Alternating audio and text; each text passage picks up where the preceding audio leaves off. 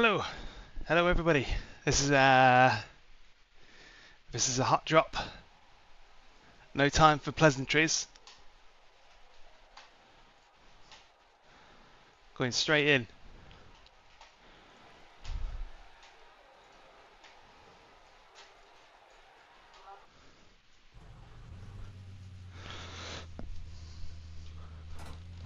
Pit lane speed limit is 80 kilometers per hour. It's going to be a hot one. Clear on pit exit. Okay, Daniel, we've got 2 laps to set a decent time. Watch up. And butt kicker remote. Turn the butt kicker on. Can't live without that.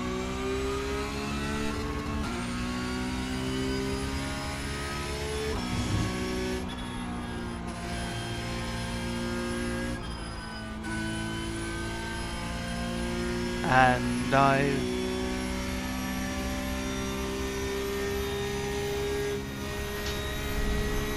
I have hello. And I've come out with the full race set. Have I got enough time to do?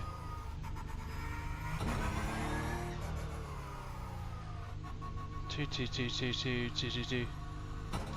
Do I go for 1 lap or 2? Tell you what, I'm just gonna roll with it. I've got my full race fuel in, so it might be a bit of a qualifying disadvantage, but it's okay.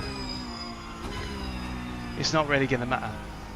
I'd rather have the 2 laps to try than the 1 lap on low fuel, because I've not been doing any practice this morning. You do always need a little bit of acclimatization. Morning, Lukash.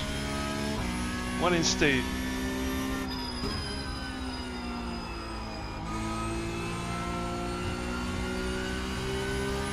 So in lieu of missing last Tuesday's stream, I did a little bit of racing on maybe it was Wednesday night, Thursday night, one of the 2. Friday night. I don't know, all the days blur into one now.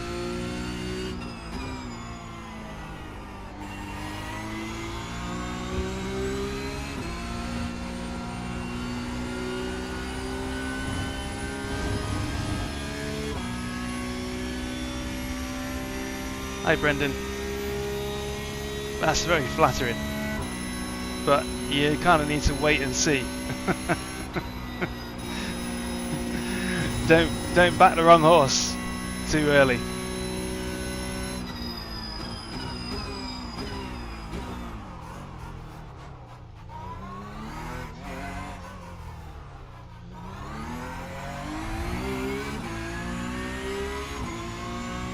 Right, first flyer. Hi Lukash. So I've come out on race fuel, but there was no time to pit and come out again on quali fuel and get 2 runs, and I'd rather have the 2 laps.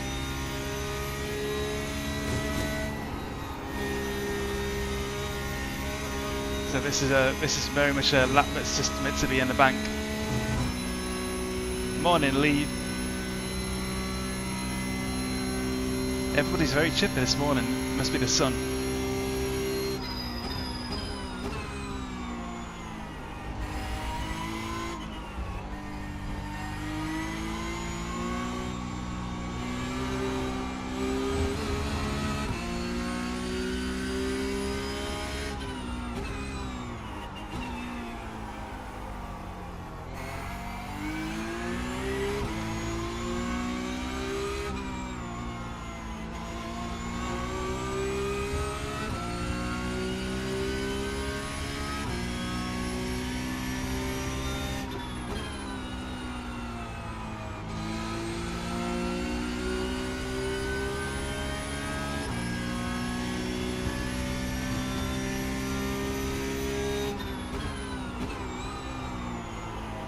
Oh yeah, you can definitely tell there's a full tank in here.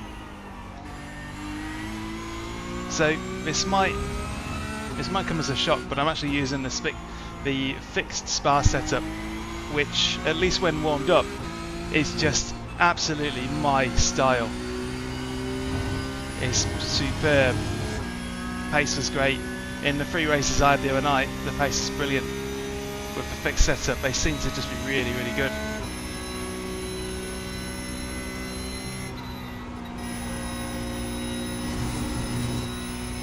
Cheers, Slack 10. Much appreciated. It's why I do them.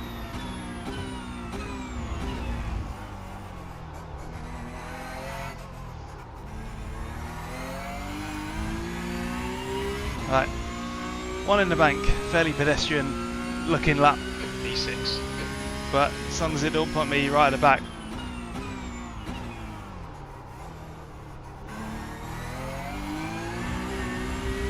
But with a full tank of fuel, not much you can do. Hey Volodymyr.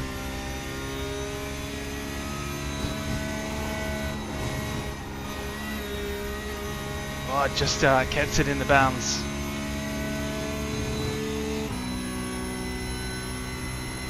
Yes, dude, they're so helpful for me as well because it keeps my mind sort of flowing.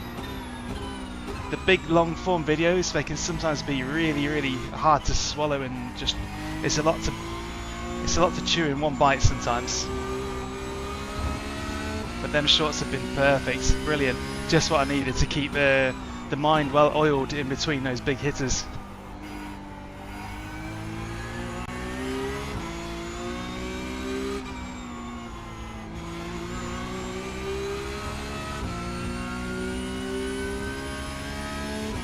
It's an improvement, but it's not going to set anybody on fire. But there were definitely a few missed apexes in that first quali lap, which I could do without, such as the next couple of corners.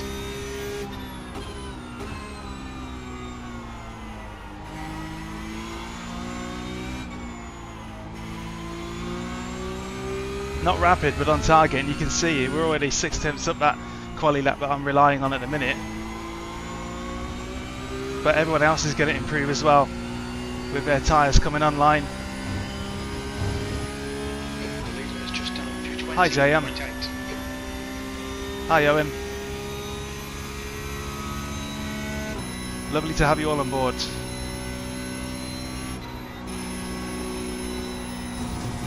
Took off track, there you go. Kept it valid. Yeah, everybody's times are coming tumbling down.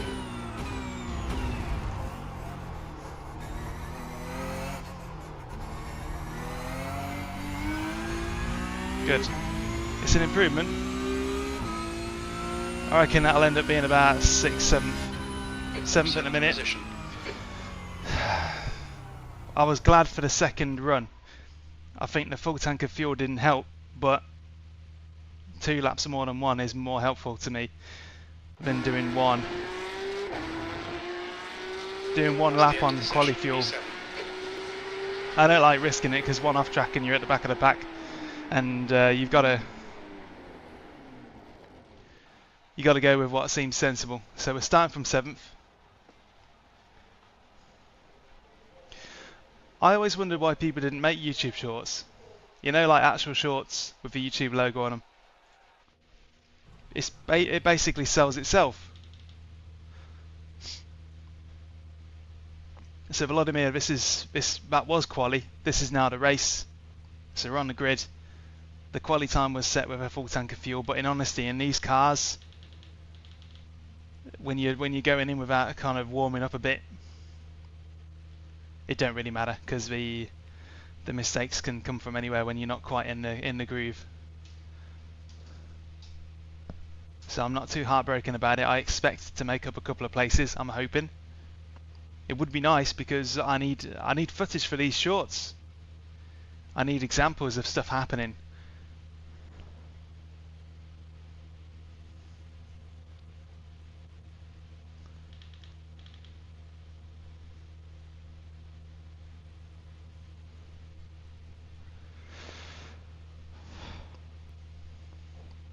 And it also felt like a shame to leave Spa with a kind of a bittersweet taste in the mouth from that stream the other night. 3 races, two of them kind of went down the toilet. I can't believe I'm a 1.2B license. That Hungaroring week really did batter me. Hi Garnham. The fixed setup for Spa is is better for me than the VRS setup that was using. There's definitely a different flavour between the two, but the fixed speaks to me. I do get grid nerves, Stu. It's one of the most fun things about this. 12 Feels laps. great. P7. Here we go. Alright Daniel, get ready. Let's go. This little terrible start from whoever that was.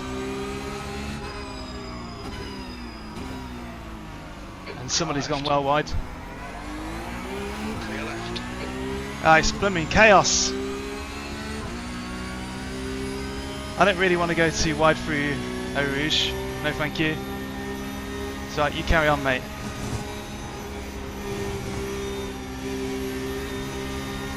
Perfect start. This is great. On your left. Clear left.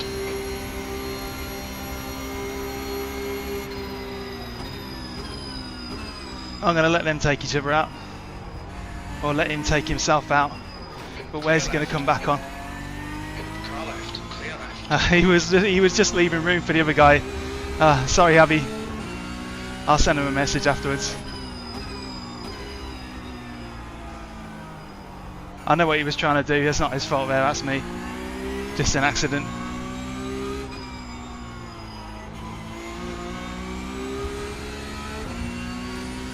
Oh, yeah, those grid nerves, those first lap nerves. They can really get you.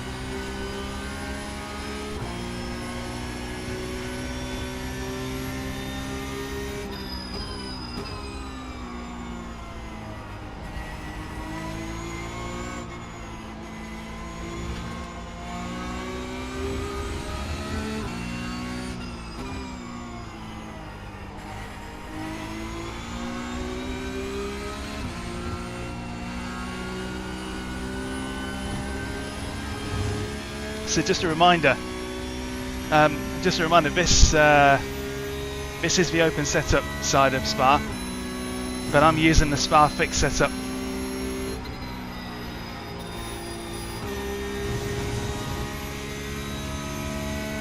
Because I like it.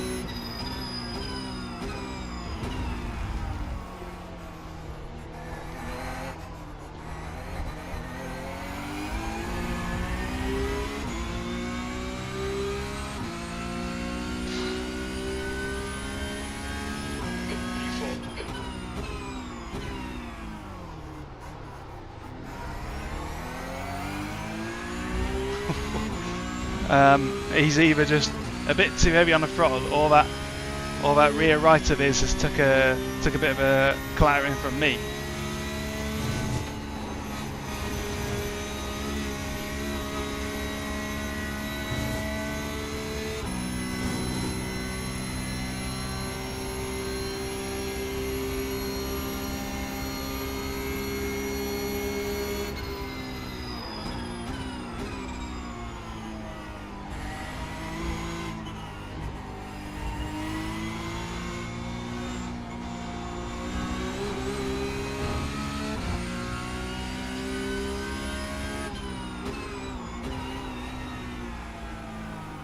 I can see that the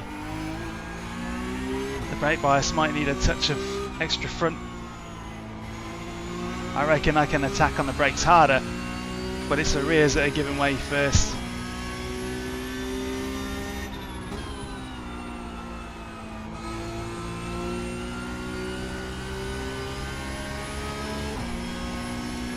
I need to protect the rears and all, they'll come in really handy at the end. Hey Drew.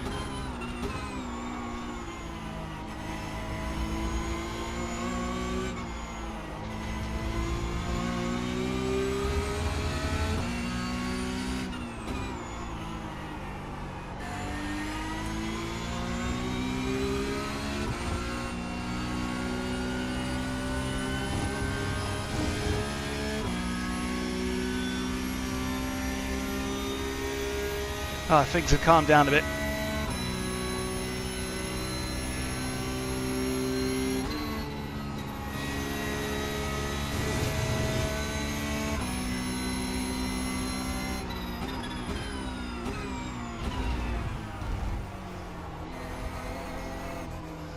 1 and 2 are going to start to trip up over each other. Are they on the same team? Am I imagining things? The leader's just done a 223. Yeah, I think they just look similar. The guy ahead has just done a 221.9. The guy behind has just done a 221.8. Are we going to get a bit of fisticuffs up here?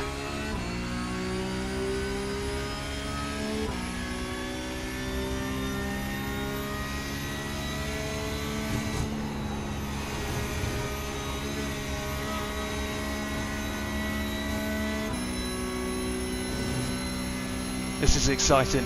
This is Spa when it goes well. This is brilliant.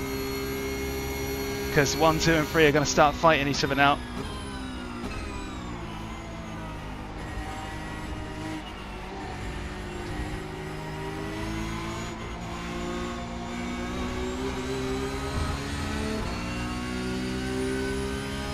I don't really want to make a move just yet. I think I'm still warming up. I had one too many over-ambitious lunges at Hungaroring that are still fresh in my mind.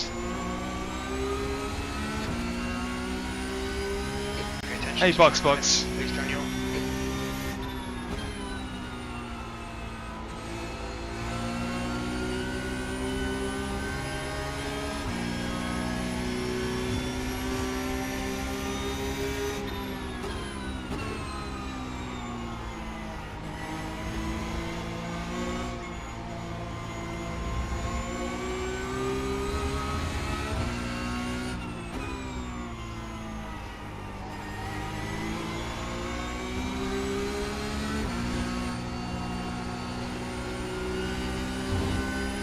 Right, I got Bartosz right behind me. I don't think he's going to extend to me the same level of kind of non-aggression pact that I've had with Javi. Keep your exit speeds up.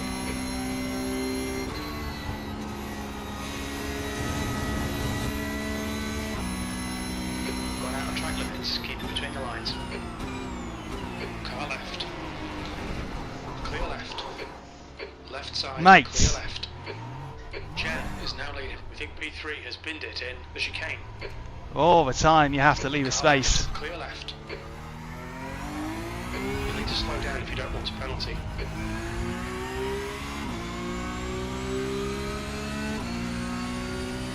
The yellow, left side. Hold your line. That was a really odd accident, that was. But there we go.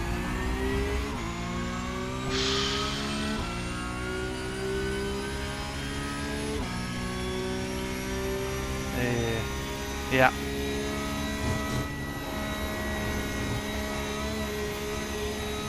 Spa has really not been kind. Really not been kind. That's 3 out of 4 races that have ended up with some kind of contact like that, and it's just like, it's frustrating. Like, I am there, you can't just ignore me. Here we go then, fight back. 8 laps, that's quite a long time in Spa. Just hope the car's okay. Don't think there's any damage. And if they keep fighting each other like that, then maybe there's going to be some freebies along the way. But yeah, that's rubbish.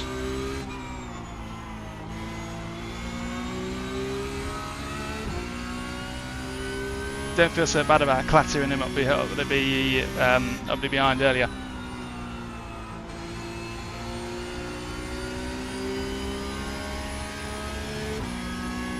And that little iRacing slowdown just to put the cherry on top and all. Behind is increasing. It's now 1.0. Never mind. There's still bags of time and bags of action to be had here. I've had races where I've had some kind of calamity early on, and I've come back to have one of the most fun and exhilarating races ever. So, you know, I've got cars up ahead. I don't think I've got any damage. All the ingredients are still there to have an awesome race.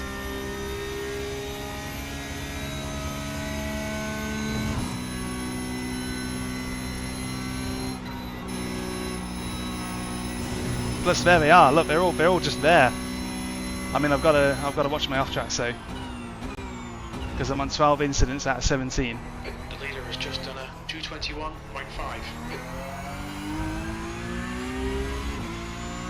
Couple of contacts and I'll be. Gaining on this car. The gap is 1.6 Couple of contacts and I'll be seconds. DQ'd.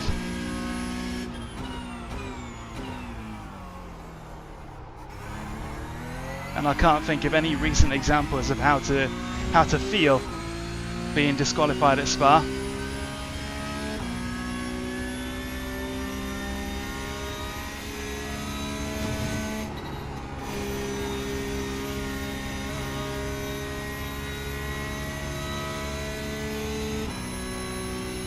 Hey, not nerd. Yeah, you are right. We are speed running to C license.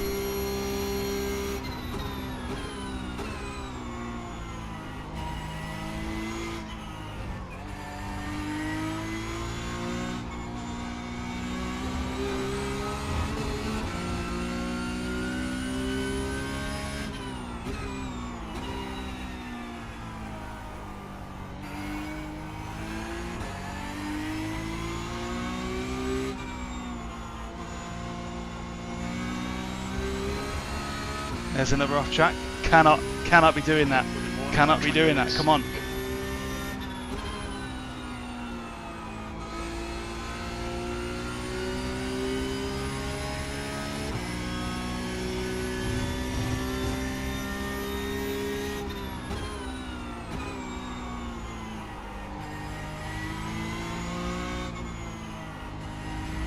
Just thought I'd casually miss that apex.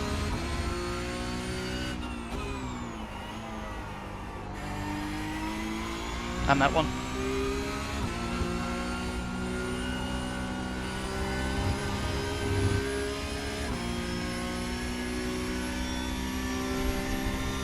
Ultimately, safety rating doesn't mean anything really, unless unless you've got your heart set on stuff like IMSA, which I don't really do much of.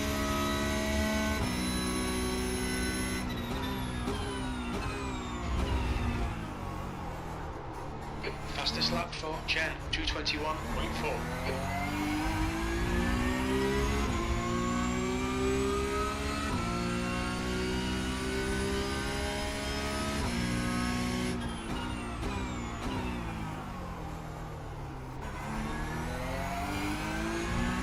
Okay, here we go. We're about to take our first one down. I'm sure of it. Just need to really sip on those off tracks like the last bit of toothpaste in the tube.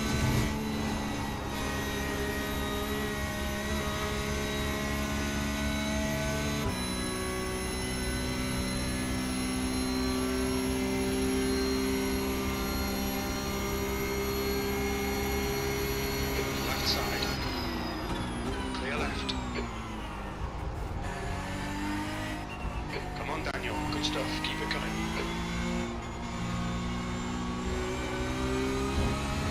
One down. Right, momentum.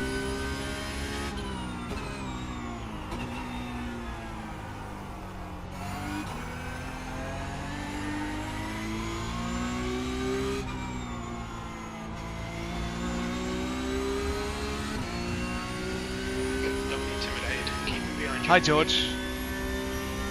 I like the P1000s. If you're dead set on just pure outright performance, then I'd probably pick something else. Just because the Husingveld Sprints and VRS Direct Force Pro are both the same cost. That is if you're using the HPR haptics, that is. If you aren't using the HPR haptics, then there's not really anything special about the P1000s. They're okay.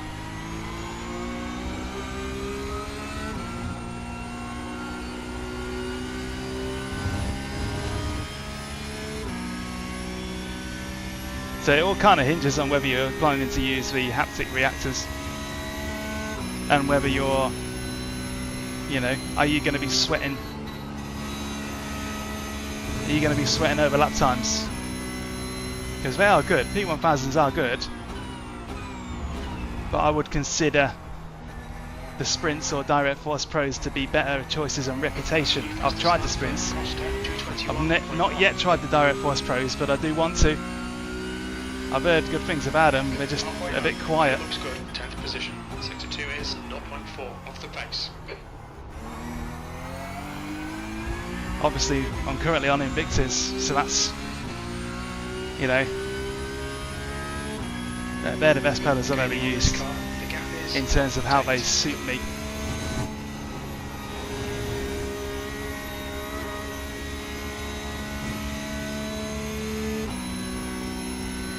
Also, the load cell, just after that review I released on the P1000s, the load cell broke, and you know I've only just really been able to get hold of the replacement because they don't do that design anymore or something like that. So that all needs summing up really.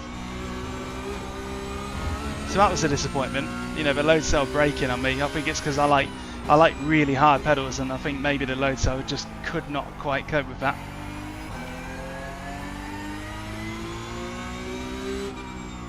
They said it was they did not hear about that happening at all, so you know, could just be a defect.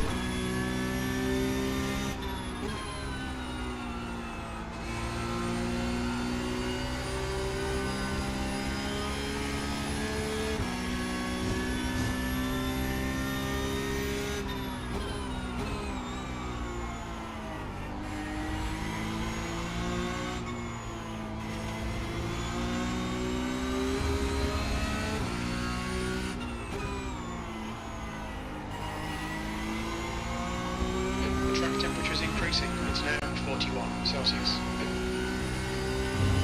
41. It's hot.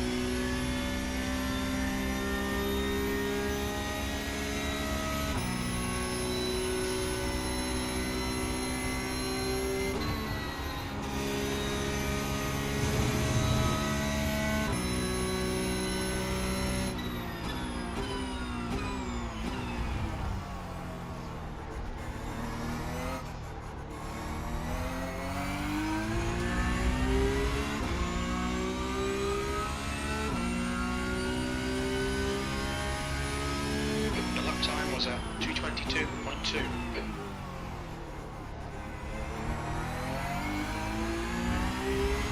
Right, it should be the next one.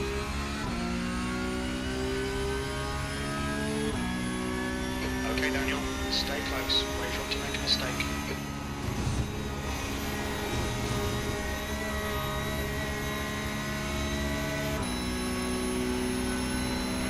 Car right. Still there. Okay. Hold your line. He's still there.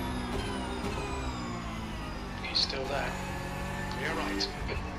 Wow. Great defense.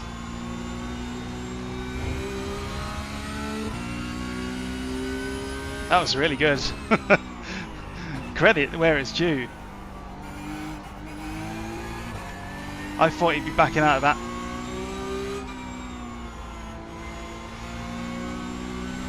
And I had to give him room just in case he'd overshot. I couldn't see to the right of me. I've got now 2 incident points to play with.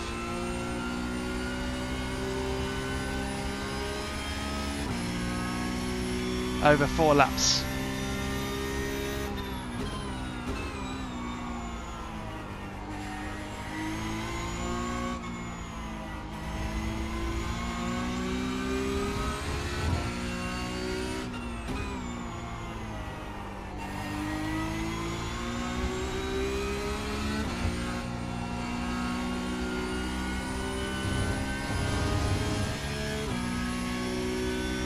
Hey Travis, yeah, it's about time, really, isn't it? The thing is, months pass.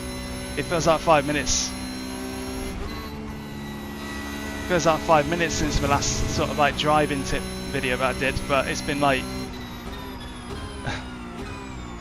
I hate looking at YouTube and being like, did I really release that long ago?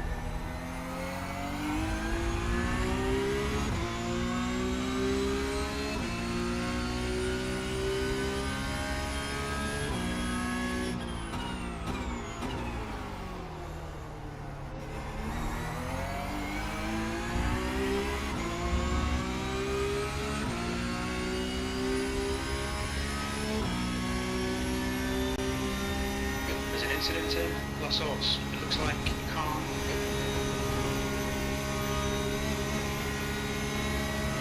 side. Still there. Right side's clear. Yeah, there's Come no on, defending Daniel. from that. Push, push, push. We can catch this car. Brilliant. Nice one.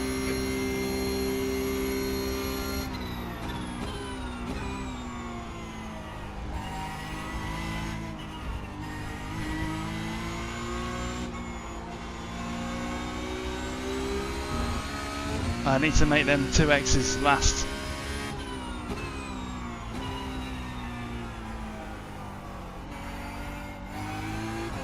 Girl, why you moving in braking?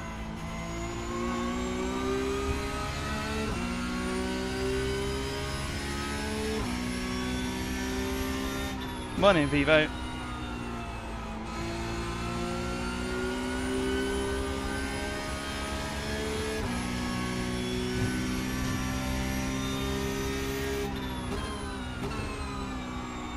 Oh, there's similar pedals. They're the kind of flashy looking blue ones, aren't they?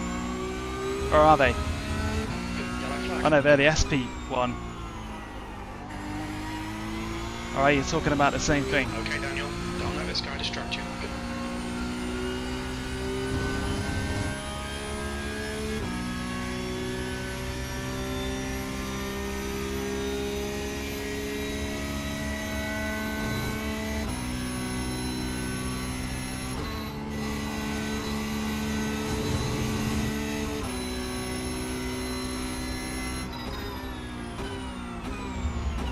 Looks like P6 has gone off in the chicane.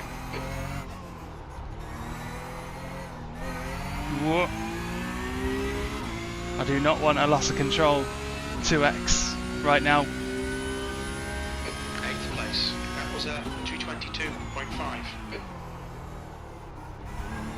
Lap times are pretty consistent. Oh yeah, the black with the blue details. Is it XP1 or SP1?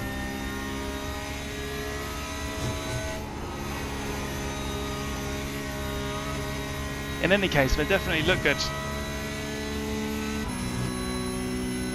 They do look nice. I think we're sort of equipment is kind of we're done with the, you know, load cell integration. Every man and his dog's got load cell now, so now it's about making stuff that looks good.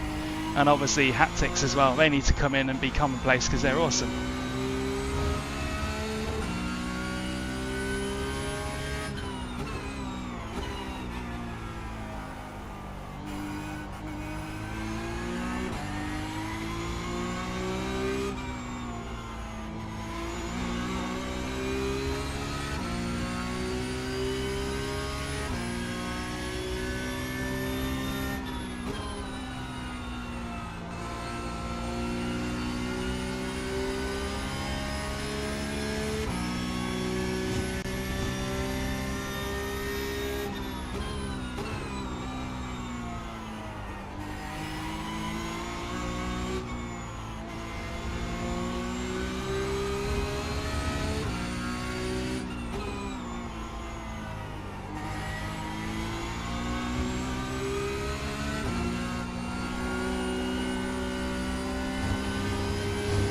Ugh.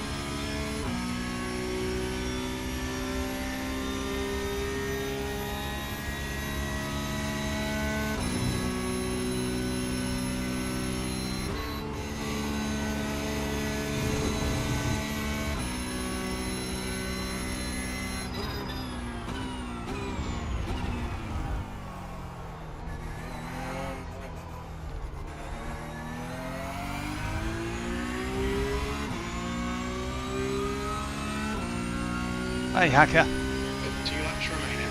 That was 221.9.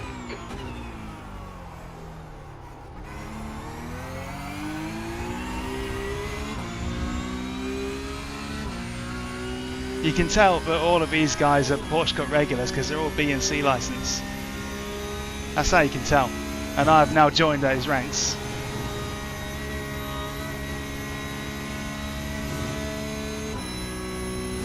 Slow in, fast out. Keep the inside line covered.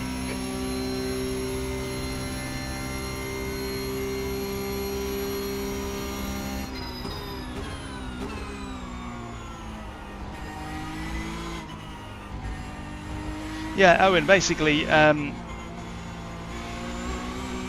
with minimal sound deadening under your rig, you'll be fine. Because they're really localized. The haptic reactors on Simagic's pedals, they don't shake the whole rig. They're not big enough, they're just not big enough to do that. They only really make noise when you overdo the power on them and they sort of, the internal magnet just bounces off either end. But you have to really kind of push them really hard to make them do that. You definitely can do it, but you don't need to do that to really feel the effects and have them be useful. So you should be okay. But, you know, put a pair of Crocs at either end of your rig to deaden them from the sound. And if you do put a pair of Crocs at each end of your rig, you won't have to worry about waking your girlfriend to be, because she'll leave you We think P6 is at the first sign of Crocs. Oh dear.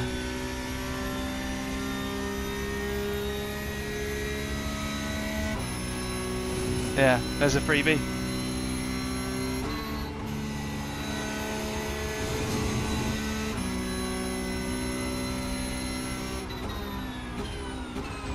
incident in the chicane. We think it might be Costa.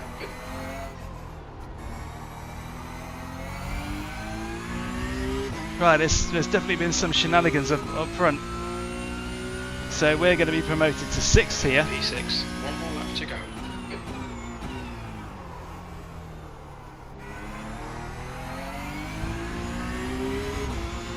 We got Mark right behind us, and he was, well, he's not as fast as me up Eau Rouge. That's a fact. 4 tenths difference between me and him. He's going to be like, how on earth has he got up there so quick?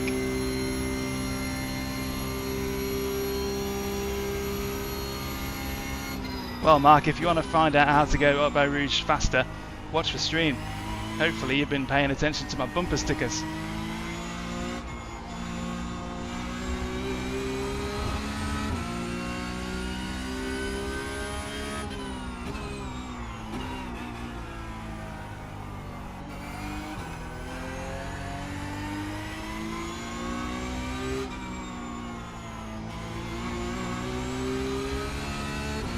You're pulling away. The gap behind us now, 0.7.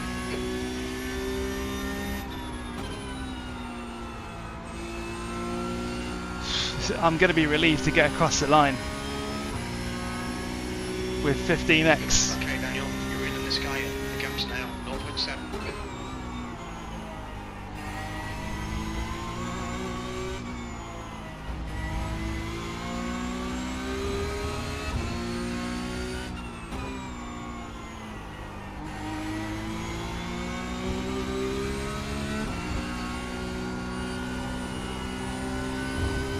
He's all over the road.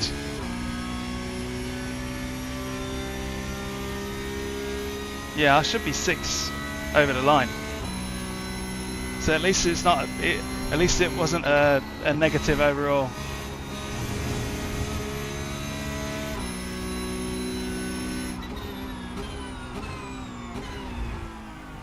And Mark is under attack behind, so he's had to. Oh, whoop, whoop, whoop, whoop. Oh, he's just been shoulder barged. Ah, Yellow flag. fair heck. 6th place. That's the finish. What a race. See? Never I give up. That's what happened behind. A bit of a shoulder barge there from Mark. Let's have a look.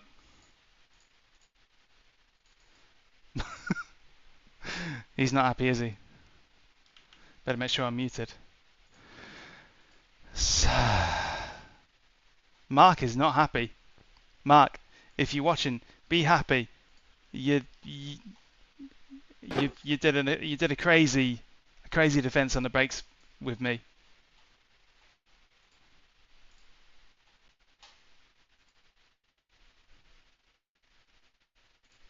Right. So what happened then? Well,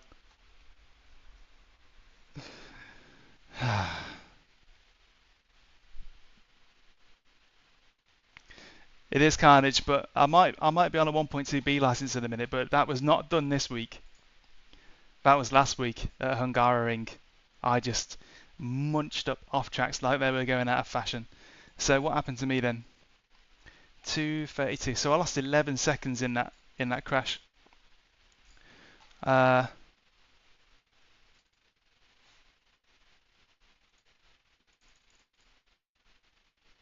we go. So do chopper view first.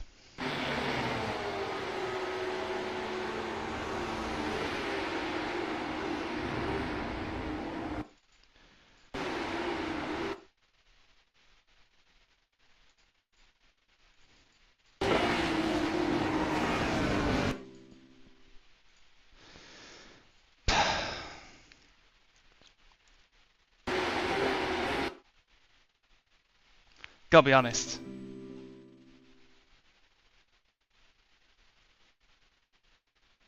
Gotta be honest, my entry to that was too feeble.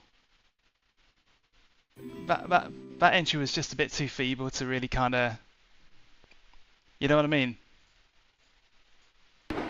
I'm not alongside at the point of turning, and then suddenly I am. So that's really my fault. That is my fault. I've only got myself to blame, and it's actually good fortune that only I really was affected by that, because it was just, it was half in, half out. Like when you open the door for the dog, and it just like, you know, I should have just been in. I released the brakes to kind of edge forward. It looks like a mile of distance at the time, but yeah, that's all me. That's all me really. But let's have a look at it from on board, because the far chase really does you dirty.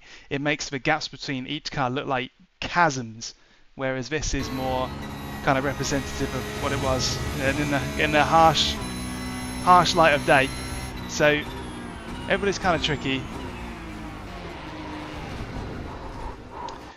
At the time,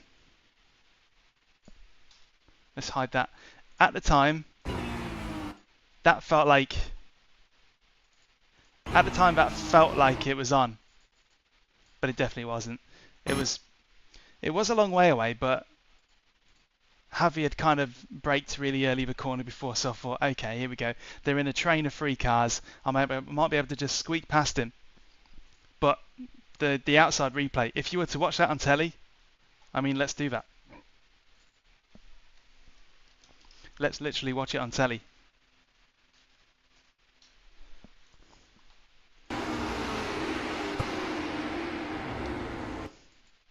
Yeah, it's clumsy from me and a bit clumsy from him, because you know you meh. It wasn't committed enough. I didn't commit anywhere near enough for that. If I was alongside him there, fair enough. But I just kind of floated into it like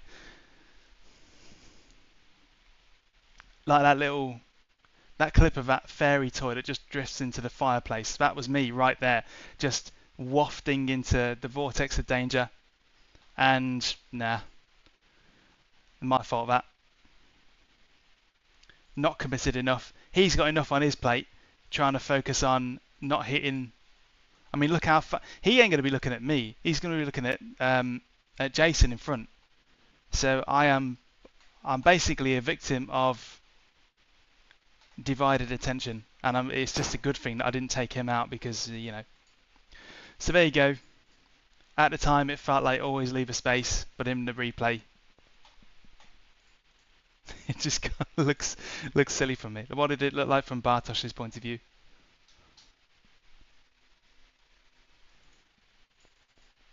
When you're wrong, you're wrong. You need to know when you're wrong.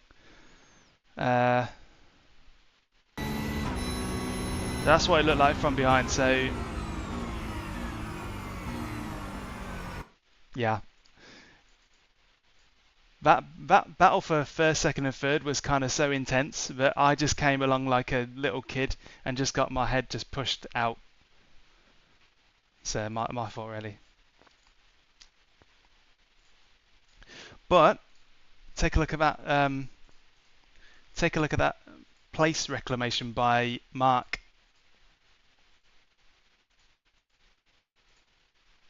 So I think it was this one. Oh no, it was a lap before. Just have a look at this for absolute commitment. So I'm behind Mark Polignon.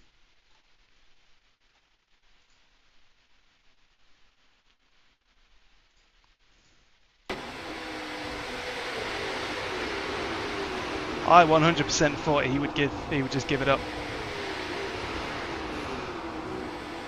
But, you know, he is alongside. Makes it stick. I give him all the room in the world because I really do struggle sometimes without the triple screens to kind of really see.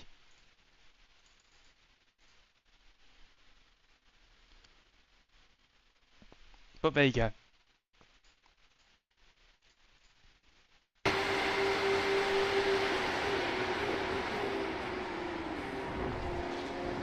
Yeah, I gave him a lot of room, but the alternative was I thought that because that was pretty much my last braking point, I thought, well, if he's still alongside me, then he ain't gonna make that corner, is he? So I gave him more room, but he absolutely did. He fought for that place. Really good job. So what happened to Spets? 10 minutes to the next race. What happened to Spets here then? Laps. Yeah, 2:29, lap 3.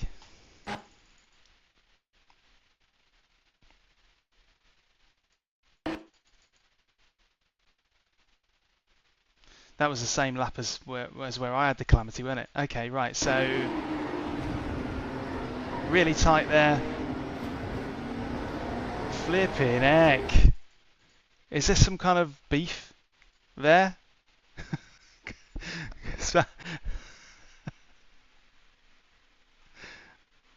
That's just purely...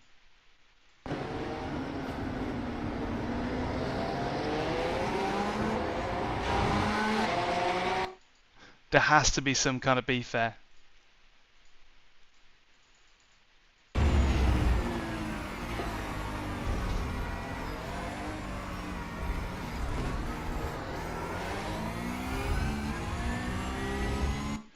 So there you go then. That's why my manoeuvre didn't affect Javi in any way. It's because his car's made of flipping iron.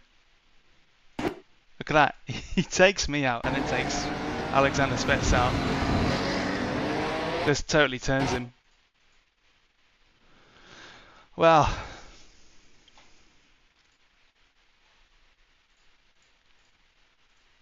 that's rough. Yeah, you did. Nobody should be taken out like that. I'm just glad that I didn't end up doing that to Javi with my silly send. And what's silly is the fact that, you know, I'm off on the grass and the marshals think I haven't suffered enough, so they give me a 3-second penalty when I come back on track. But everybody's under the same rules, so fine. Okay. Time to move out into the next session. So my screen's going to go black. I really need to sort out what I've got here. But I'm just going to register for the next session and join it. Yeah, if I'd have took out Javi,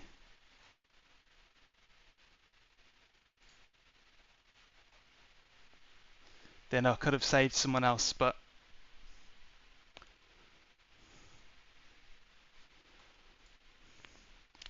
not happening. Right, just loading into the next session. So thank you very much for joining us, whoever is here. Appreciate it. It's always more fun when I've got you guys sort of on my shoulder. It's a hot day, where I am, at least by our standards.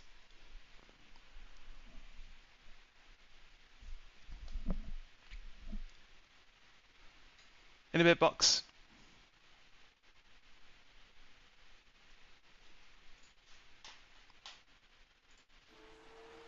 There we go.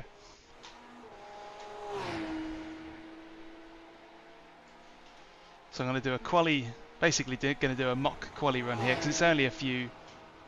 Oh, it's fixed setups anyway.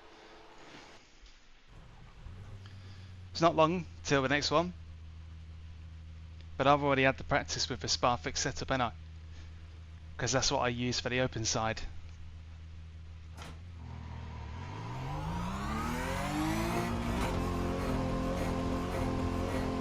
All clear on pit exit, you can push now.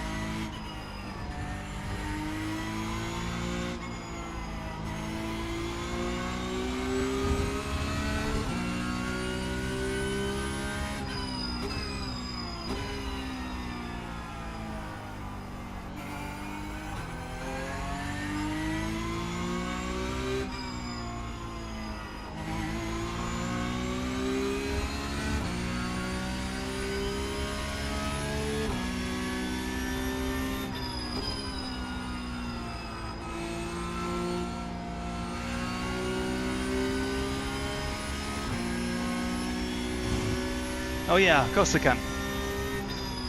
So, 7 years ago, I joined iRacing in 2010.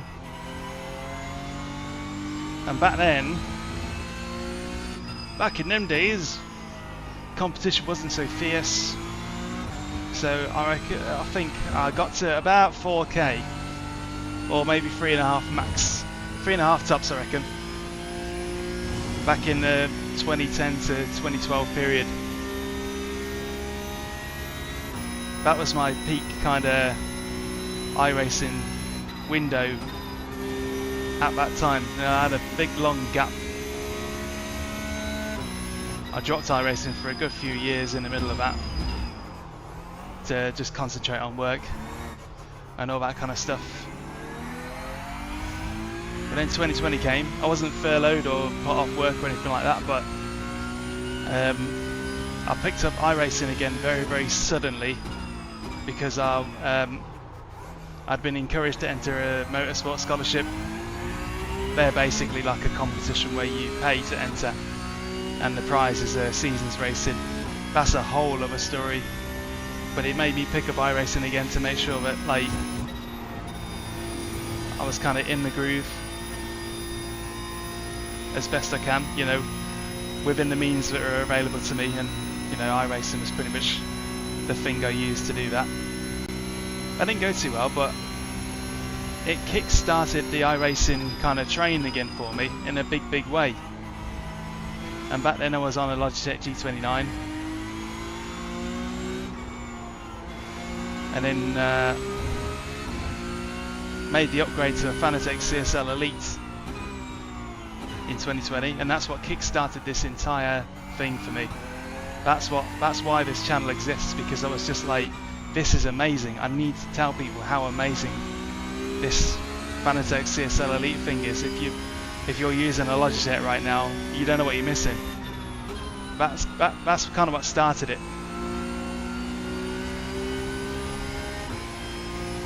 Most of my races in the 2010 to 2023 period were actually league races. It was mainly league races that I did, and they obviously don't count towards iRating, but they still count towards just, you know, improving your skills, I guess.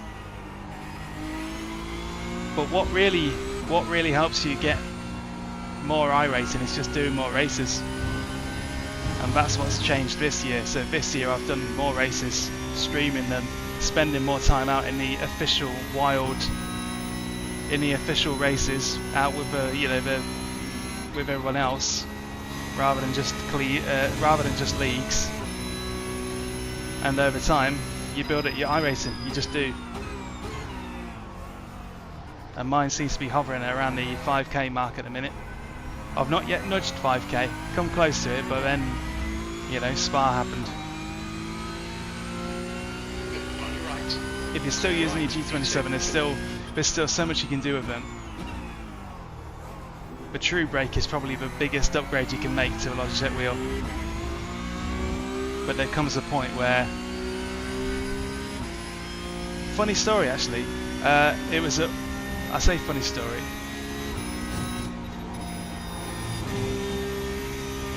I went to Autosport International in January 2020 and Thrustmaster had bought a whole bunch of sim rigs.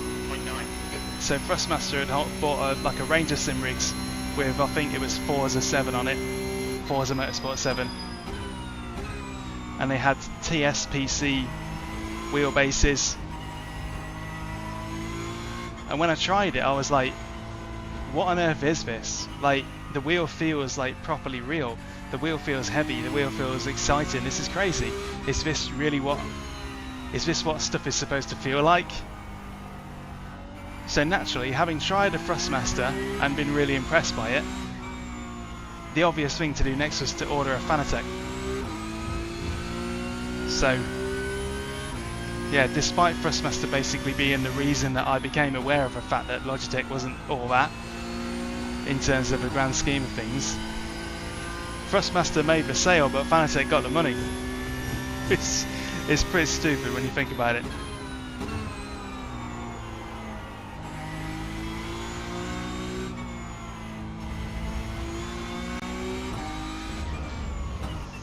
Stop motion, brother.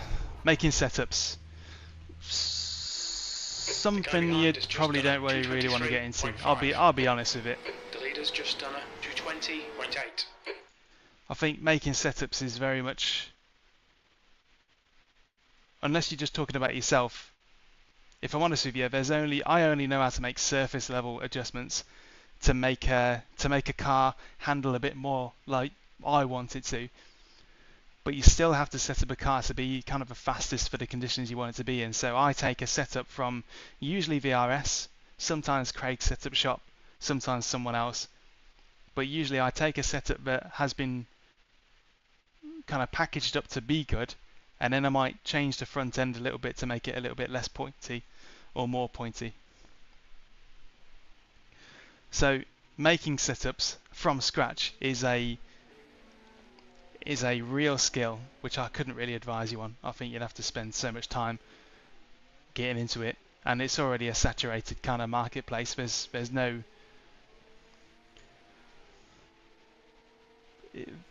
there's probably nowhere to really squeeze in at this point because there's so many setup shops now.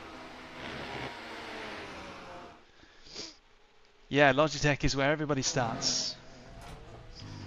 And it's still where I recommend most people do start, because you can pick up a really cheap Logitech wheel, and if you like that, then you'll almost definitely like sim racing as a whole. But it depends. If you're over the age of 30, then it becomes less of a recommendation, because the older you get, the more kind of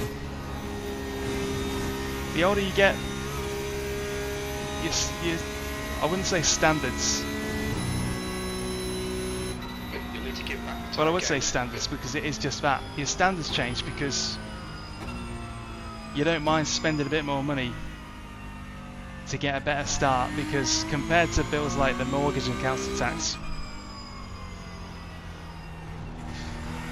whereas when you're younger, when you're like in your late teens, early 20s, money's pretty flipping scarce.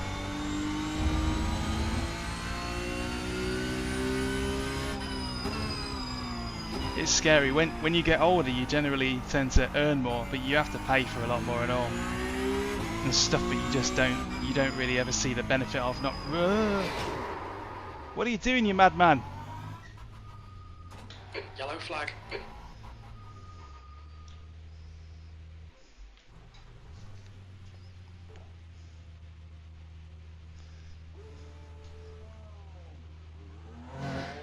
That counts towards safety rating as well. Oh, Stu, iRacing slowdowns are blooming they're very much very silly and without logic, but whatever. All you can do is work with it.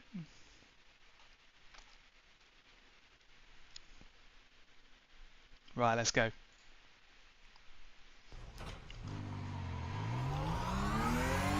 If the exit looks clear, we've got 2 laps. Let's get this done.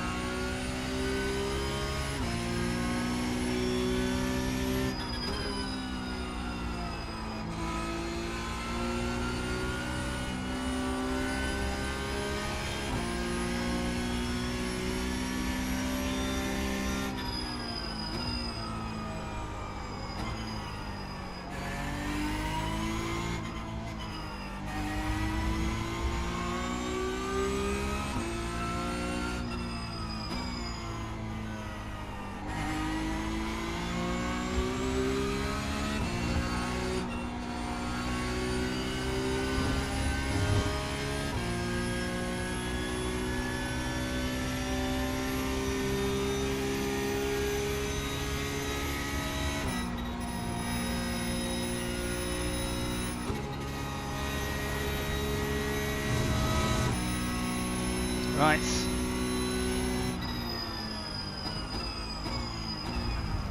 So they are the optimal lines for Spa, remember that.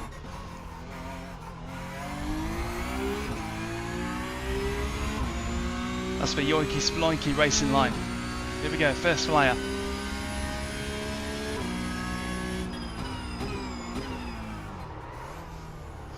Oh, a lovely meaty lockup just to set it off on the right tone.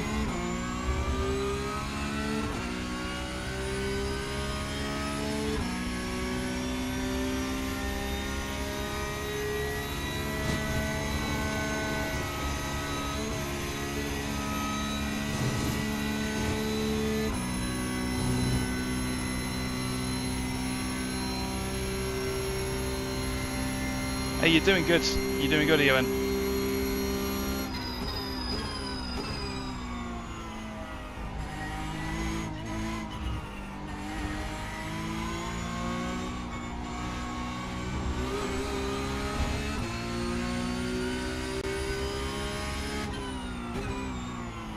You'll have to tell me if my pronunciation is off there. Is it Owen, Ewan, or Ewan? I do always like to make a point of being correct with that kind of stuff.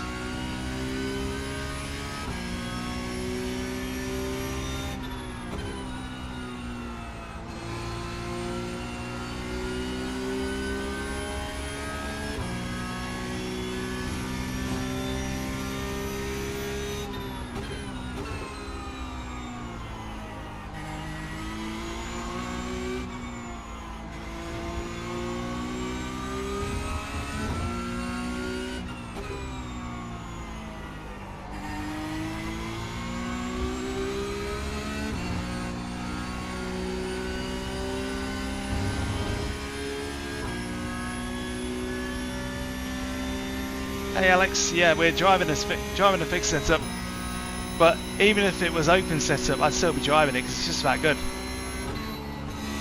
It is perfectly tailored to me. The fixed setups just seem to be really good. Oh, that was pretty deep on the brakes there. Missed the apex a little bit, but would have gained the time another break in. A couple of attempts dropped in that last little bit, but Me too. I'm okay with that.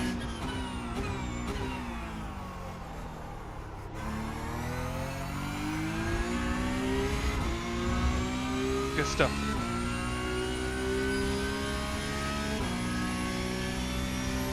Good, Owen, I was glad I got it right-ish. Ah, it's an off-track. Damn. People are getting faster in the second laps here, so that could put me down to like 5th, 6th, 7th. Oh well, let's keep going. See what I could have won.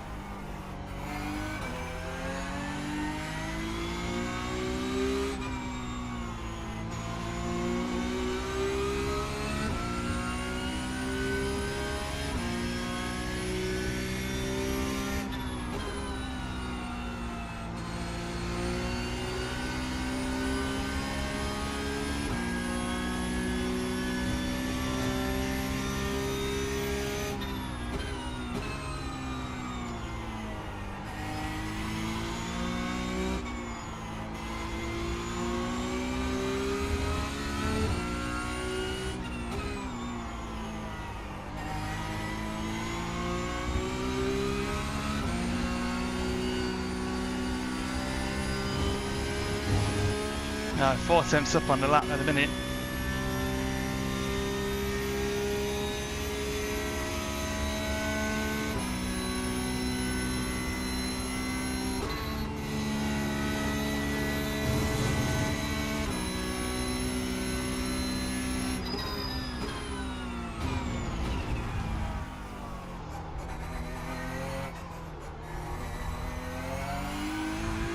Okay, so there would have been I would have had a 20.8 were it not for that off track. So the car does get quicker on the second lap. Yeah, we're down to 7th, tumbling 8th, 9th, 10th. It's all good, because that just means we'll have some nice little on-track action. Hopefully, I am the 8th seeded car here, so it's not too heartbreaking to beat down that area. Clearly a strong grid.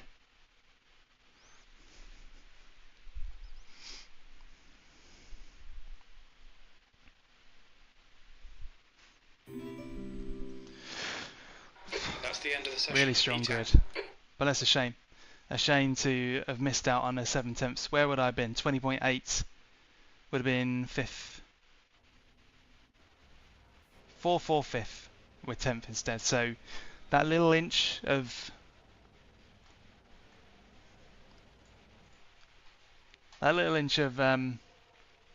off track there really kind of killed it. But never mind. Yeah, in a funny kind of way, having those throttle and brake inputs in the middle of a screen are kind of, I think they are kind of helpful to me a little bit. I don't actively look at them, but for some reason that little green bar just kind of makes it, there must be something going on in my eye line that I can subconsciously see that. You know, Mount Panorama is the kind of track where, because it's so dangerous, you tend to take more care. So I'm looking forward to that. Mount Panorama is just, it's iRacing that suffers in Mount Panorama, because when you have an accident, you tend to have one big one, and that will just drop you to the back of the pack. So it's iRacing that takes a beating at Mount Panorama, in my experience.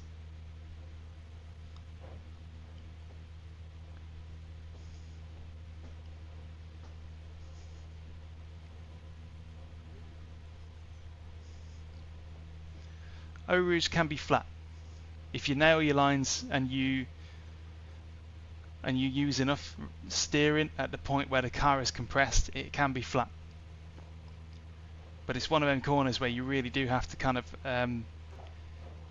you have to squeeze the life out of the steering and really use as much as you can. Hi Nick, thank you. Right, next race coming up. Thanks for riding on board. And those of you who are here, you make it more fun, so cheers for that. Let's go. Are you ready? Go, go, go.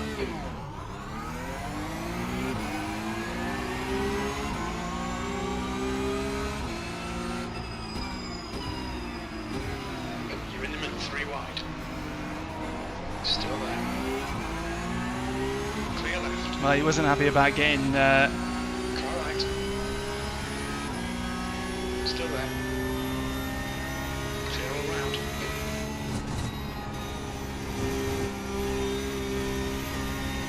Yep, good average. Anybody with a slowdown? That guy. Oh, he was really fast as well. What do we do here? Car left. Clear left. Car left. Clear left. Yep, he overshot it. Good, few places gained. This is crazy. Is this iRacing or Wipeout?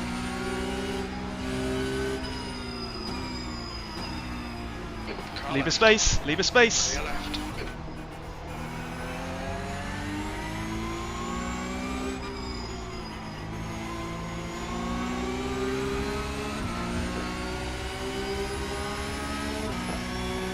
Car right. Clear right. Car right. On your right. Still there.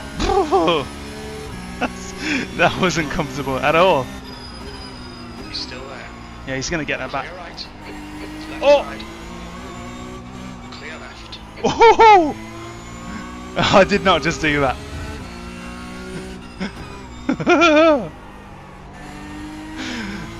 Oh, that was satisfying.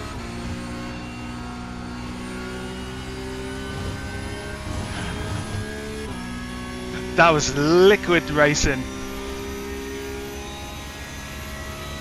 Go and watch the Alan Partridge Road to World Cup sketch. That was good. We've peaked. Peaked already. That couldn't have gone any better.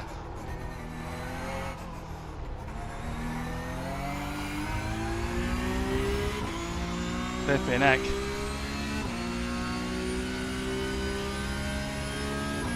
P6.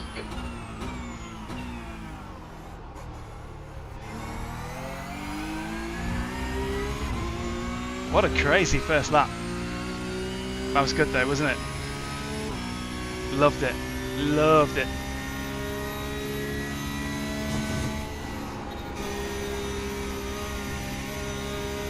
That's an off track, but I can stomach that.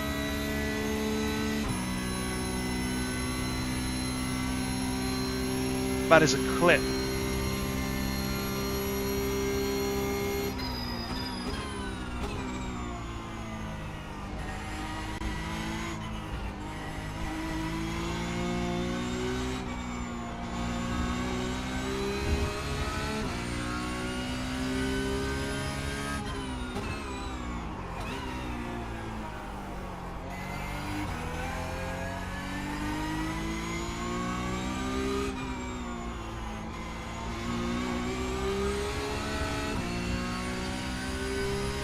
That was crazy.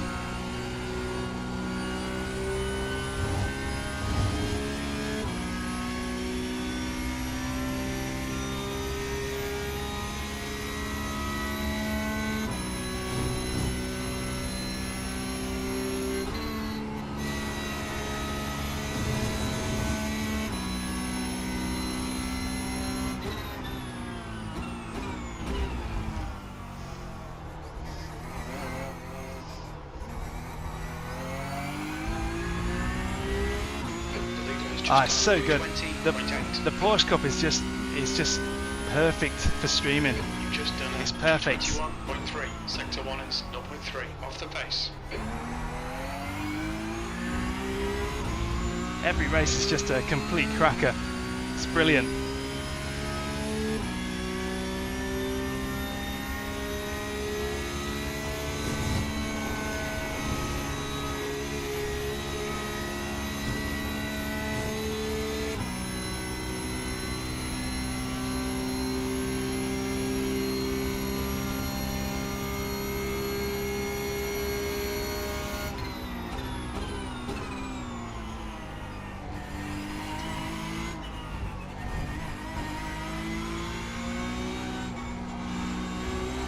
The gap in front is now 0.6.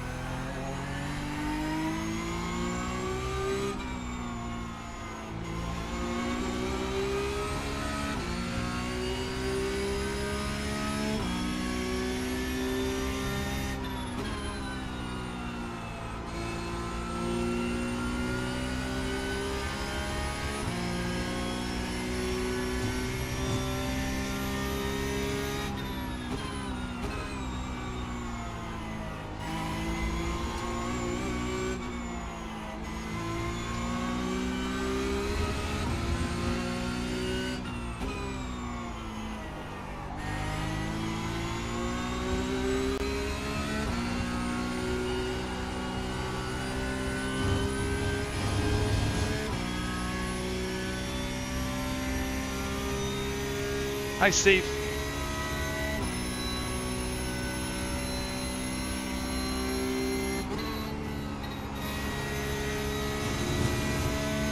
It's just so good.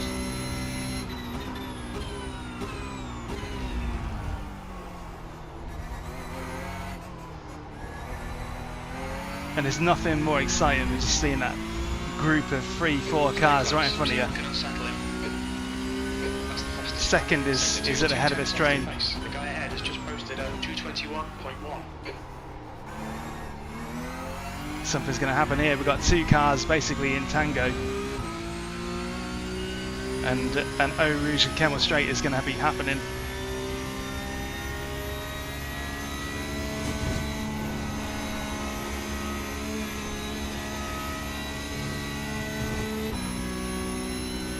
The gap in front is now 0.8.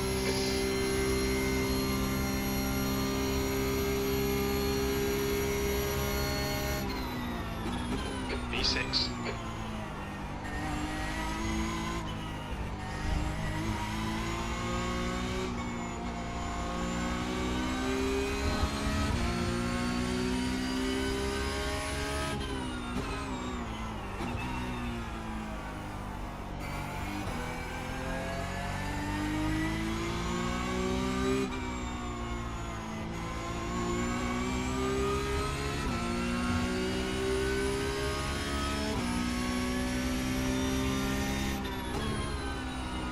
That lap one is going to go down in history for me. I'm going to be telling grandkids about that.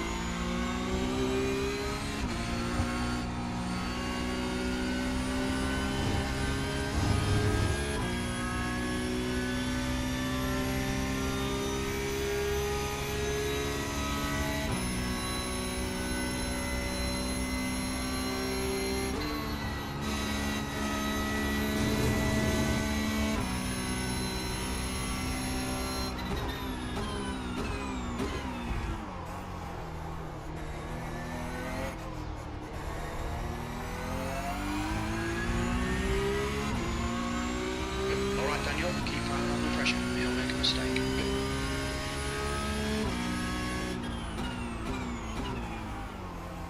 Look at this. I kind of need somebody to do something though, because if we just stay in convoy, like a conga line,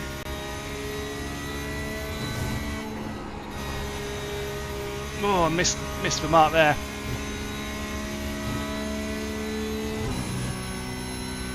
I'm still waiting for that juicy Eau Rouge flat out lap, but I've just been slightly wide of the marks. You know instantly when you've hit it or not.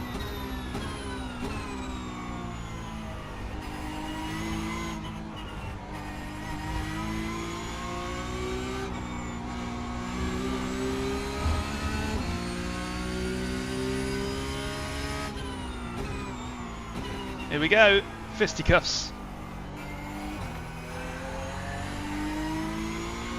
Whoa! Bit of a wiggle there from Raphael. Okay, Daniel, just cut the track. Oh dear.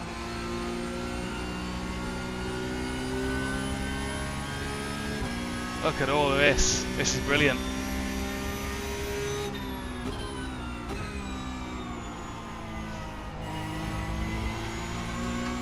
This is very uncomfortable for all involved.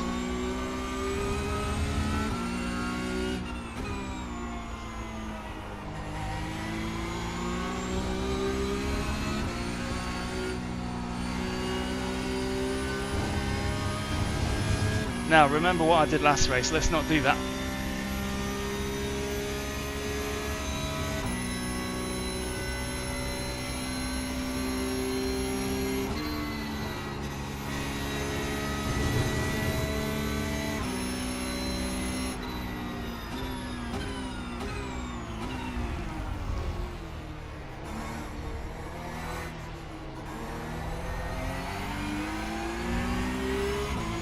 Here we go.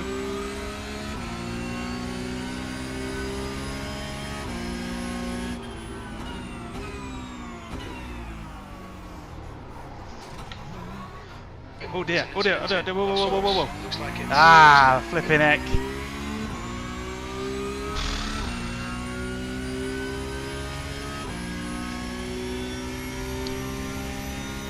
That wasn't very good, was it?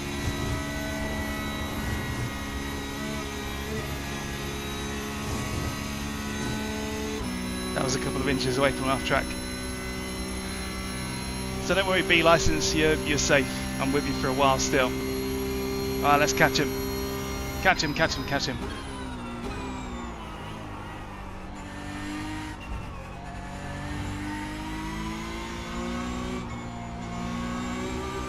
gap to one behind is now 1.4 seconds. These things happen in war, but he's got no slipstream ahead of him now either. Nobody to chase.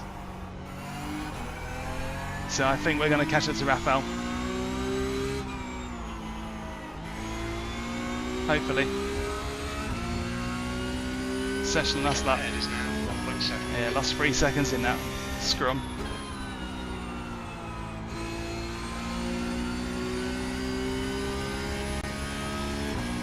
We're only halfway through. We're only halfway through.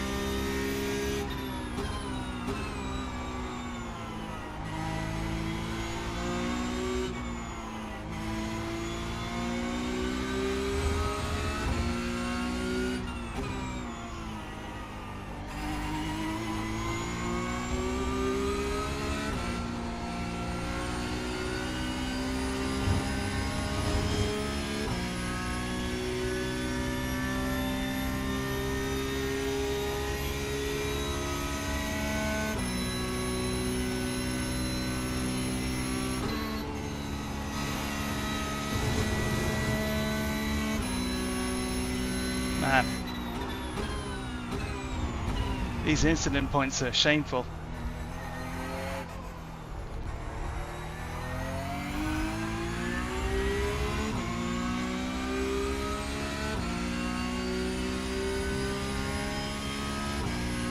Alright Daniel, halfway home, fuel's good, P5.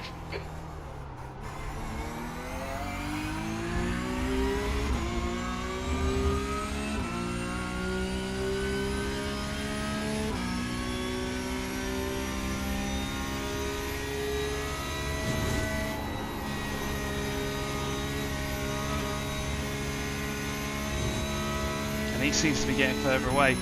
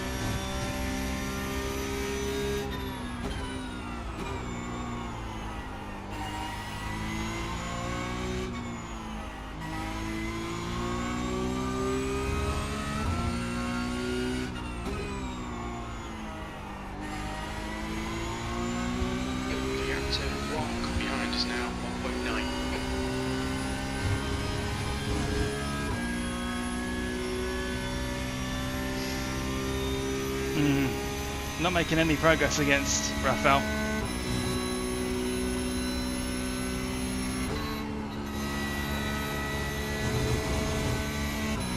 Maybe that was all there was.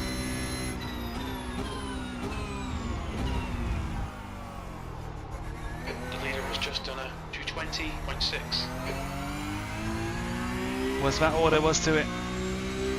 Is there not any more left in the tank here? Because I'm sure we were quicker than him. Maybe he was quicker in clear air, that's why the accident happened.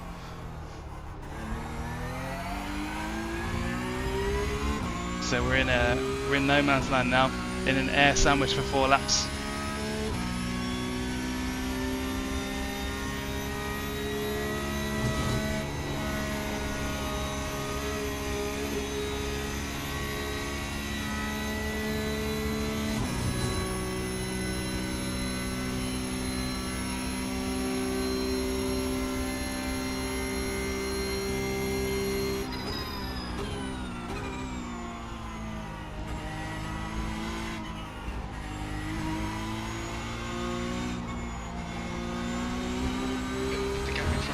It's now about 3.2. Yeah, he's 3.3 ahead. He's rapid. In the clear air, he's rapid. So, yeah, just got to consolidate this now.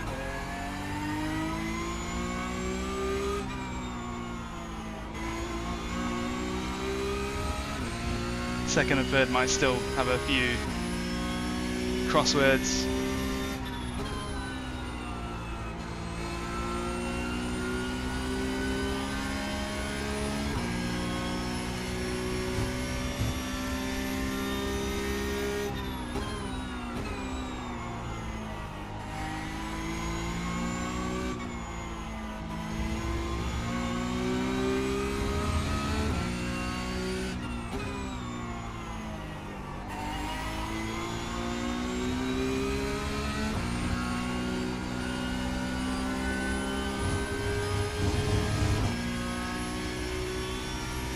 Yep, you've got to fight for every tenth, because it could come in handy if they do start fighting.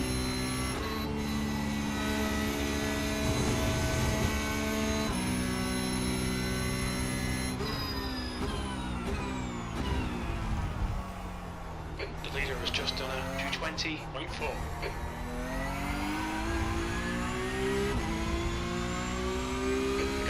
Just done a 220.7.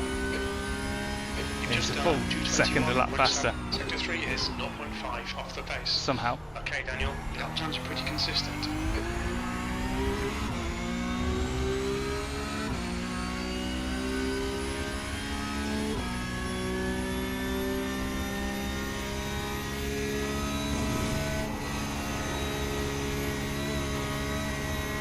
Well, that was the closest I've come to a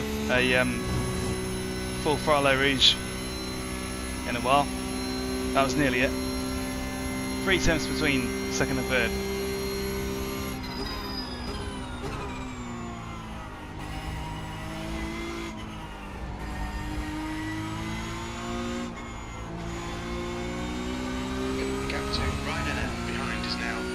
2.9 seconds.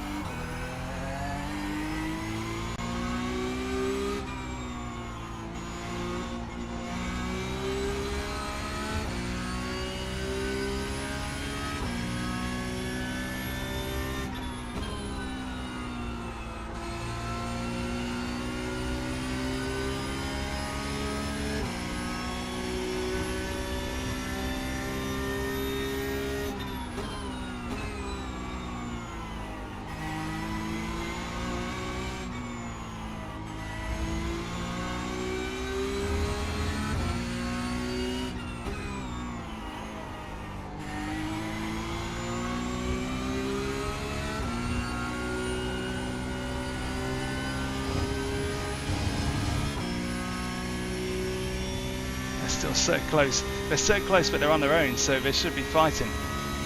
They ought to be fighting quite heavily. 2.8.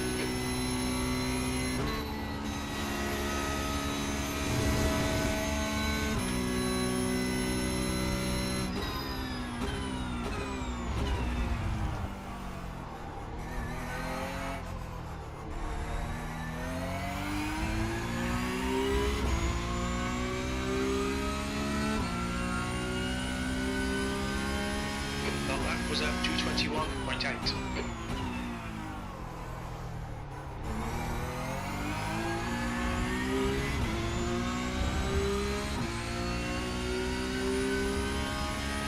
I reckon my car's fine. It's just for clear air. Ooh. That was nearly flat out.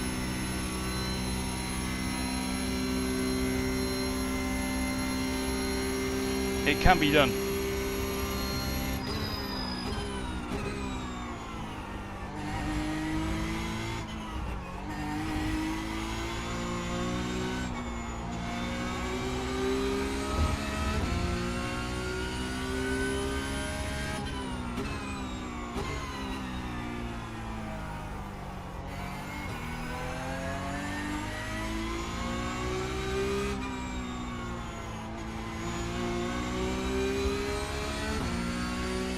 Cheers, JM. That was a awesome first half of the race, but you know, second half has been good for in terms of fighting the track, just keeping smooth.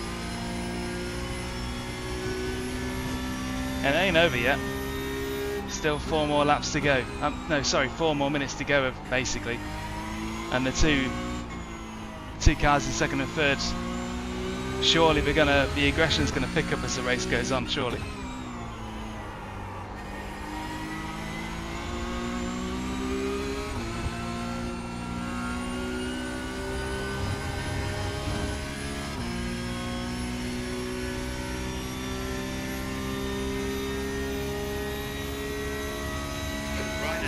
Closing in. The gap is now 2.9 seconds.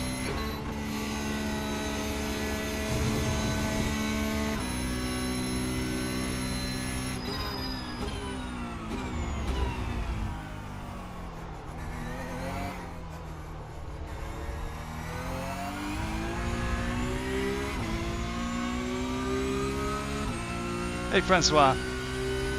P5, 2 to go. Thanks very much. Lovely message.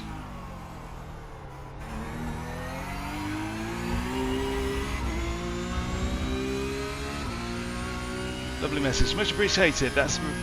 It's a big part of why I do it is to kind of get all this stuff out on page and try and help people have a good time doing this stuff and keep them on board.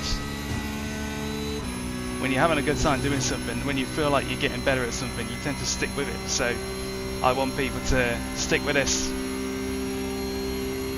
Yeah, Chaz is, I've been in a few of Chaz's kind of administered leagues. He does a great job of them. A brilliant commentator. Clearly a natural talent for just running and gunning commentary. So, you know, when you know what you're good at,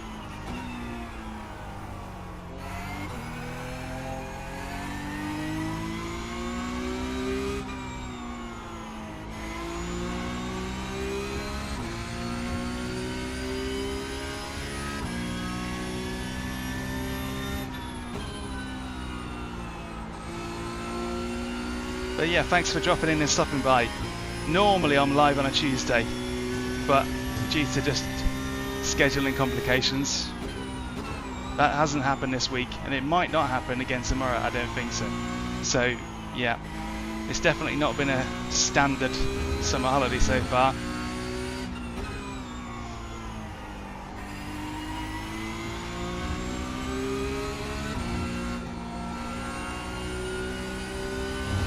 The track temperature is rising. It's now 37 Celsius.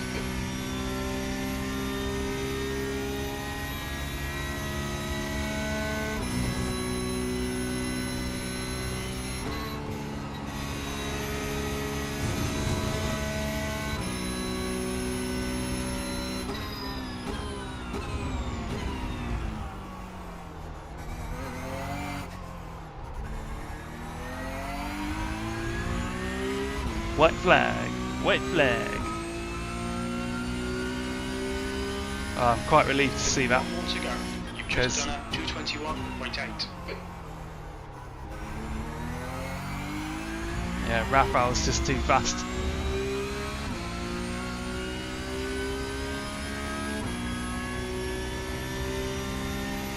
Yeah, but much appreciated you dropping by.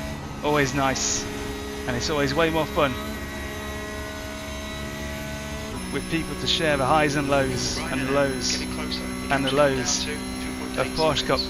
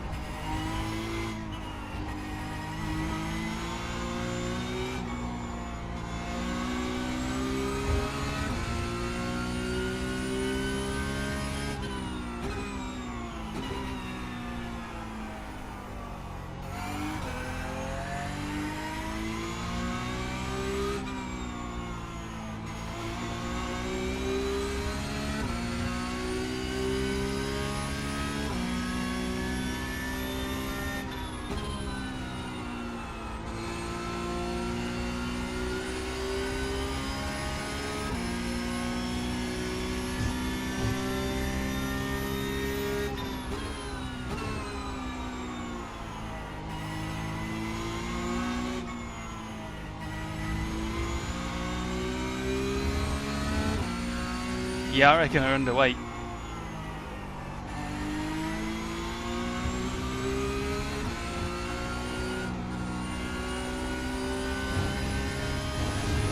I think they put some Kit Kats in the passenger seat, and the mechanic's been like, look, don't eat these Kit Kats. They're there for ballast. Don't eat them. If you eat these Kit Kats, then you'll be underweight when you finish the race. And they've gone and ate them all, haven't they? And now they're underweight. And when they come back into the garage, the mechanic's going to be like, guys, told you not to eat them Kit Kats. P5. Okay, it's over. Well done, mate. Good finish. Right, let's look back at that lap one. That lap one is going to be set to orchestral music and played out in the Olympics closing ceremony. So like, look guys, I know you've won all these gold medals and all that, but look at this, lap one from Danny Lee at the Porsche Cup in Spa. Unbelievable. Right, let's have a look at it.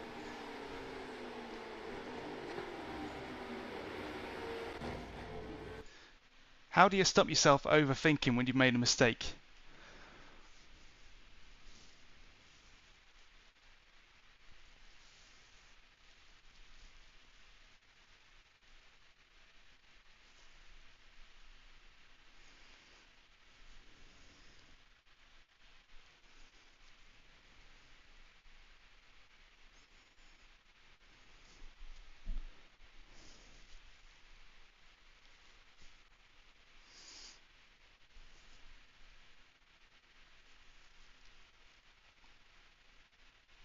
I don't know.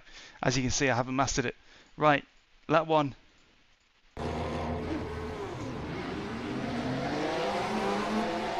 Let's have a look at this then. Good launch, or bad launch from the guy in front of me more accurately. But he comes back on the outside. He's trying to get his place back because he's not happy about that. But with it being 3 wide, I didn't want to pinch him. See, this far chase view makes it look so obvious in the replay.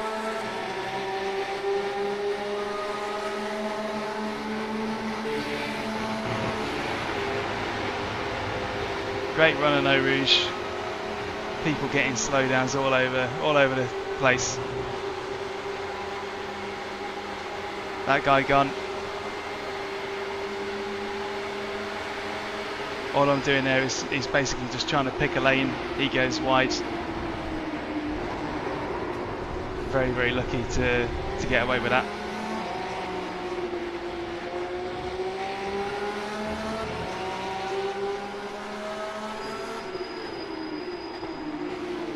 It's kind of squeaking and poking.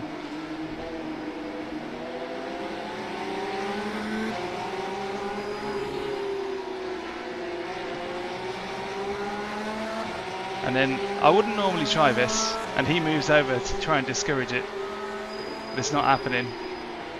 He leaves space because he just isn't sure whether there's going to be a dive there. Draw alongside, side by side. It takes so long to get on the throttle there. And he drives in, but he goes a bit too deep, tuck underneath. Absolutely. It's going to be a long time before I see something like that again, because the conditions were just perfect for that, and it all came off so well. Couldn't have asked for better.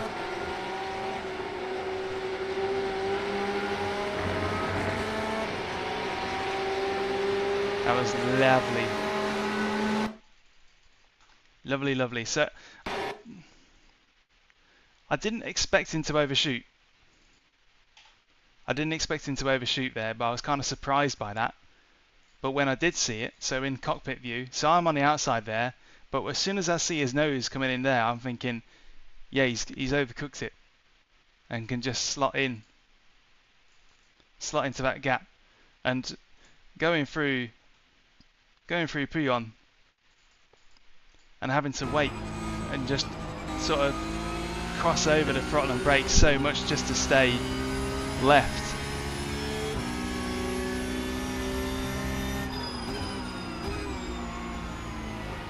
Perfect.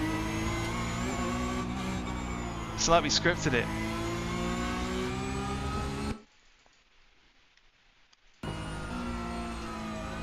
And he raced well, left me all the space. So he was great. He was great there.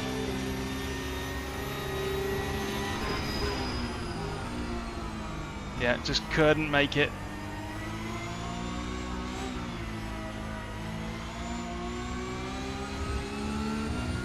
Loved it. That was a great little race, that was.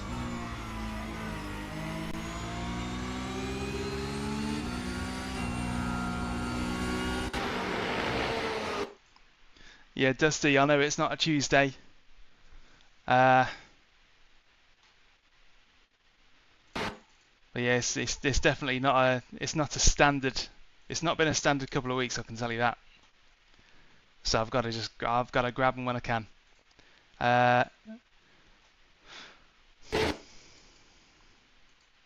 What happened at La Source? So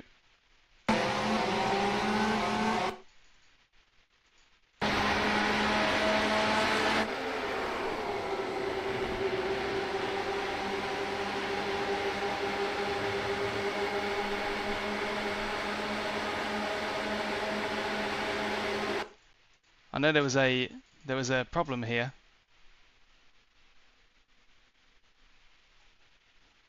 Between a couple of people. So what happened there? Yeah, it's just the old. Oh, sorry. Crikey. It's just the old nose boink. What happened here? Wow, okay. Woohoo! Blimey. I need to see that on board.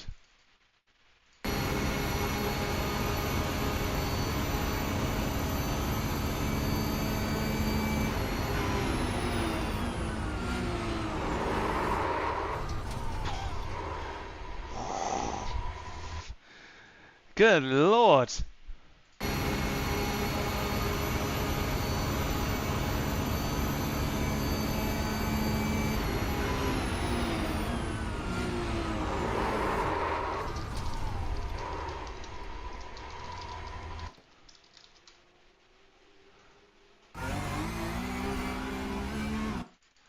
That was crazy.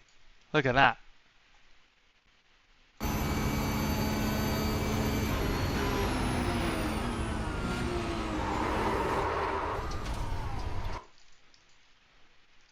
I've come out of Stavilo a couple of times. Almost lost the bloody rear end.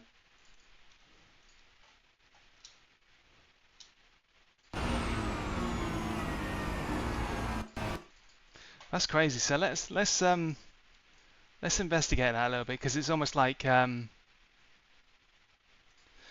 So there's a netcode hit there between Javier and Robert.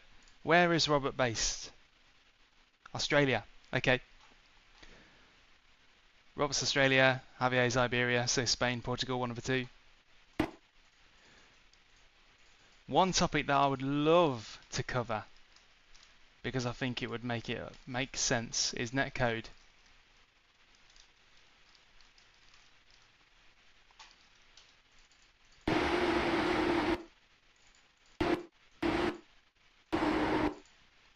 Because, and it's by some miracle actually, because if it hadn't have recognised it that way. So what does Javier do on his wheel? Does he do anything on his wheel?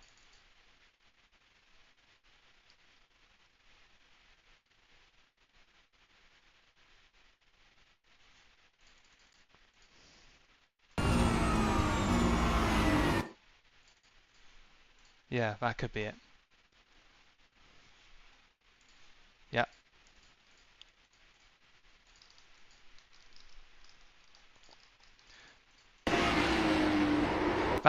That I couldn't have asked for a better example of netcode in action, basically.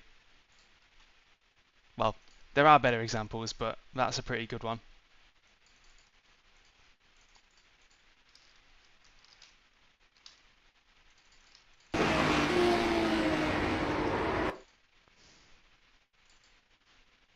Yeah, because in slow-mo it looks like it looks kind of silly, but in real time it makes total sense when you think about the delay between them. It's just part and parcel of the internet. There's nothing you can do about it. Okay. I'm gonna just quickly, I'll be back in about 5 minutes. I'll leave you on the break screen for 5 minutes. Just gonna grab a quick drink, let Rosie out if she needs to go out, and then we'll be back for another one. And then I reckon I'll leave it there after that first one. Went from 3.8 to low B in Spa only. I did the same in Hungaroring. It's just, sometimes it's just devastation. Right, back in 5 minutes for the next race. See you shortly. Don't go anywhere, because I'll be right back.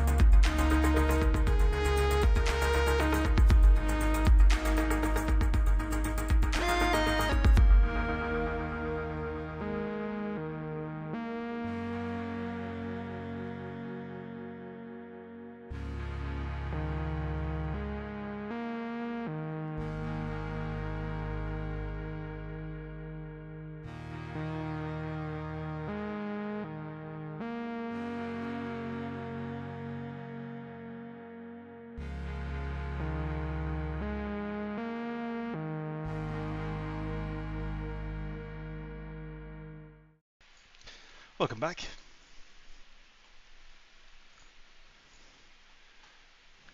Circuit du Sport Francorchamps.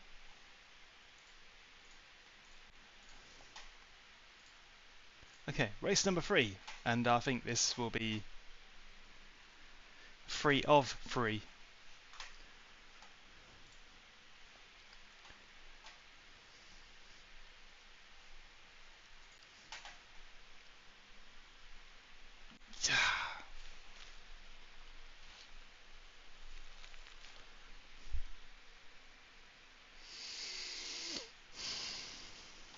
Just loading up now. Are you doing good? If you're with us.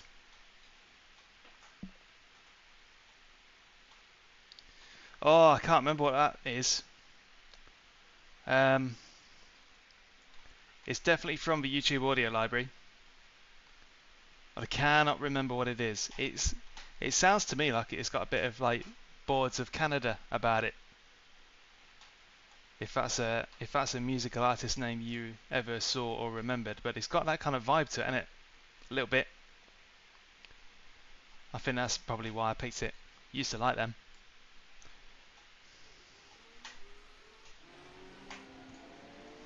Probably time to change it.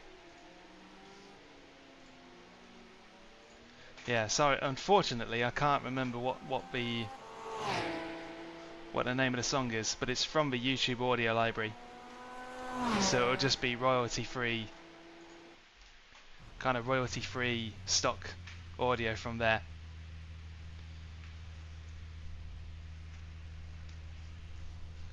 Hello? Yep. Yep.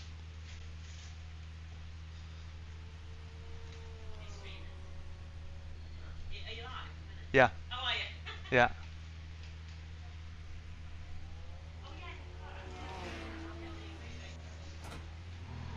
Yeah, I am live. I am live, so don't come in yapping and hollering. Pit exit looks clear. It is still on. Disengage it. Yeah, that's why it's been a non-standard couple of weeks, because she's injured. Long story, and not even a very good one. So I won't go into that.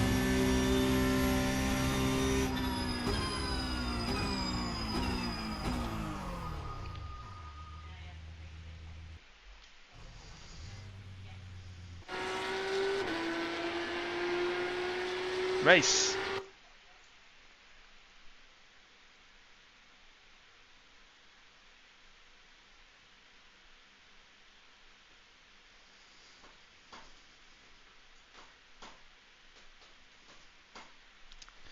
Fixed setup.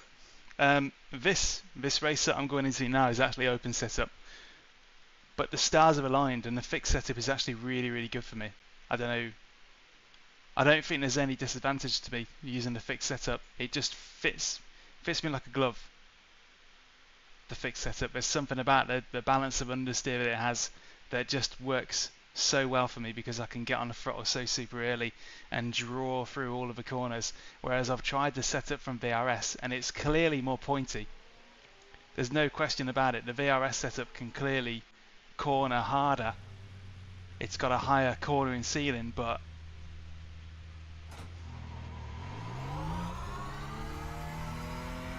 The pit exit is clear. Push now.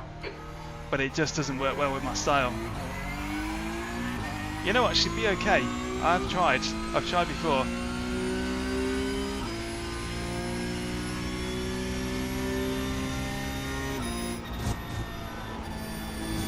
But you can lead a horse to water. Can't make it drink.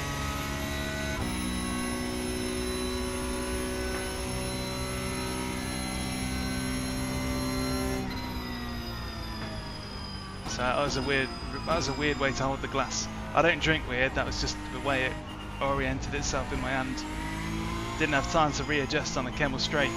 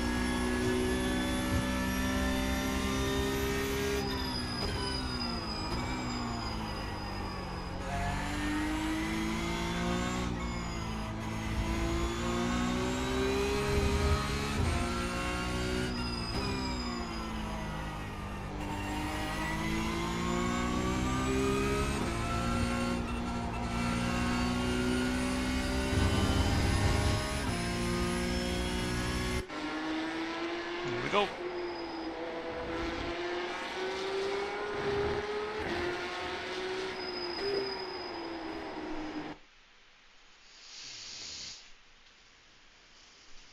Right, let's take the quali setup this time. Last time I ran a full tank like an idiot. Spa qual. It's so bizarre that a fixed setup is just the fastest one for me. But it just goes to show, just you got to try. It exit looks clear. Okay, You got to try Daniel, different we've got setups. 2 laps to get the job done, mate.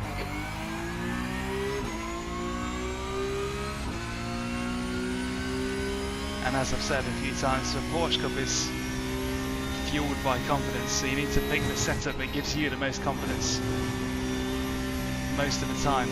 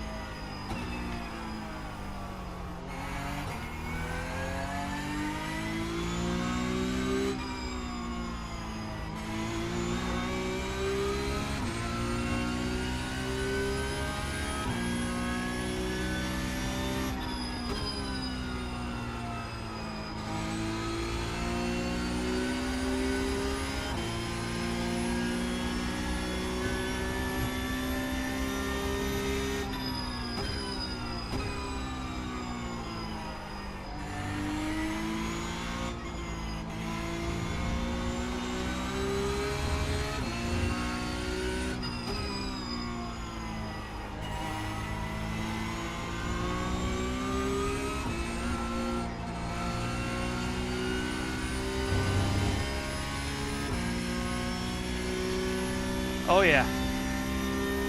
You know what the funny thing is? Hi Dave. The damage was done last week in Hungary. At Spa the bleeding has stopped. But I've been 13, 14, 15 incidents in the first two races.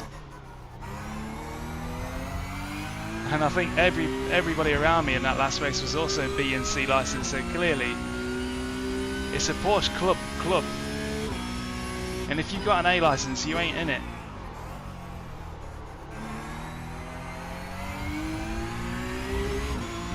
Tepid turn 1, but still recoverable.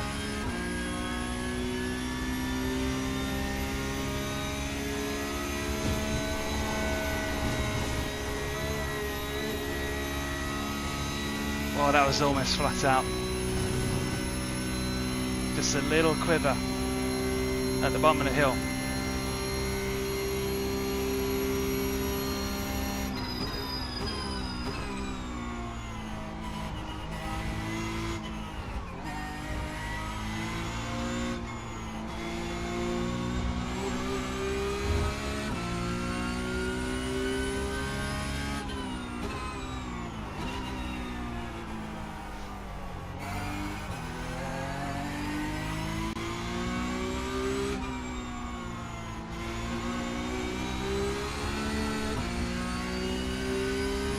That was good.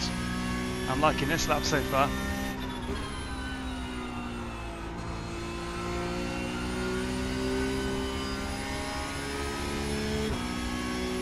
The track temperature's decreasing. It's now 35 Celsius.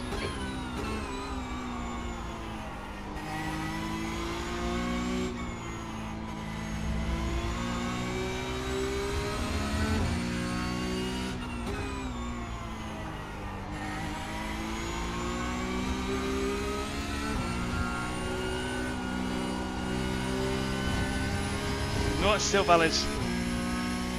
That was close.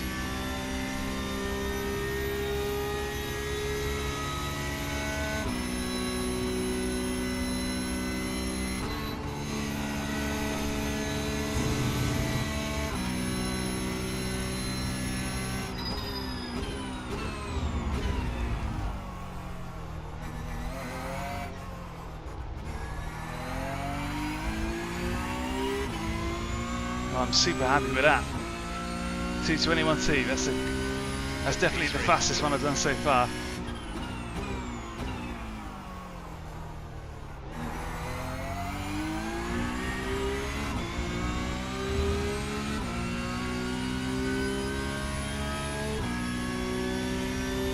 Front to it, crazy.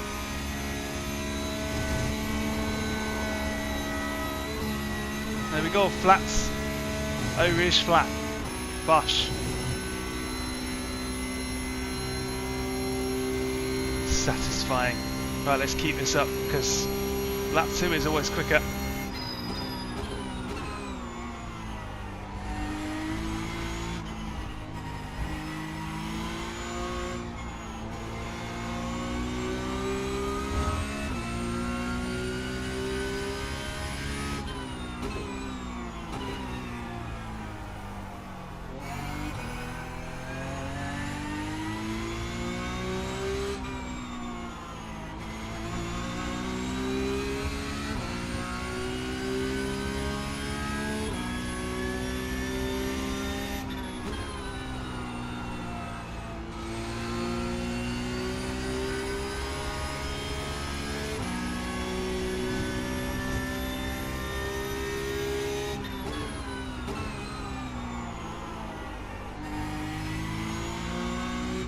Come on, salvage, salvage. Lost the 10th. That's alright.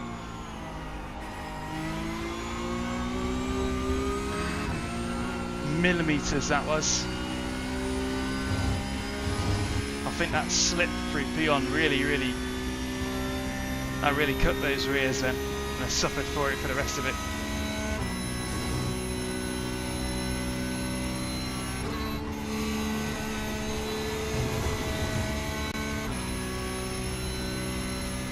Fastest lap for Hankai, 2:20.6.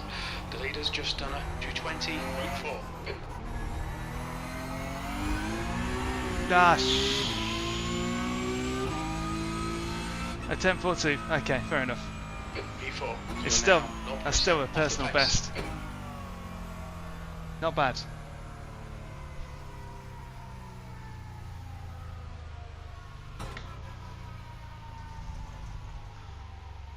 Right, 4th on the grid, or at least provisionally. I think everybody's crossed the line now. There's only about 15 seconds to go. So 4th on the fixed setup. If it works for you, it just works for you. Hey, newbie killer. That's the end of the That's session. good to hear. P4. Thank you. Always love to hear it. Always love to hear it.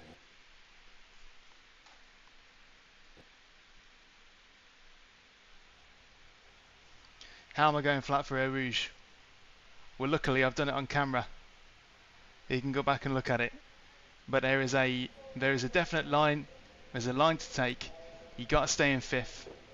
6th doesn't have enough torque to get the rotation of the rear end because you need that torque to make it slip slightly and get you around the apex coming up the hill. But you can see it. It's on camera with telemetry. I mean, the telemetry is pretty simple, isn't it? It's just 100% full throttle all the way.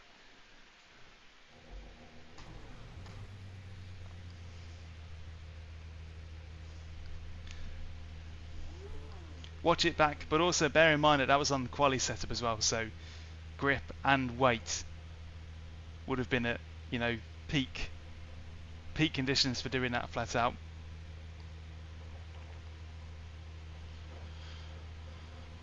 But it's almost just pure feeling. But it's consistent enough to be able to tell if you've missed your mark just a little bit. But it's all about when you hit that ramp at the bottom of the hill, if the car doesn't feel like it's turning enough, or if you're gonna graze that apex even a little bit, the apex curbing screws it up. Cheers, Francois. Last race was awesome. That one last race was really legendary. If I don't toot my own horn myself.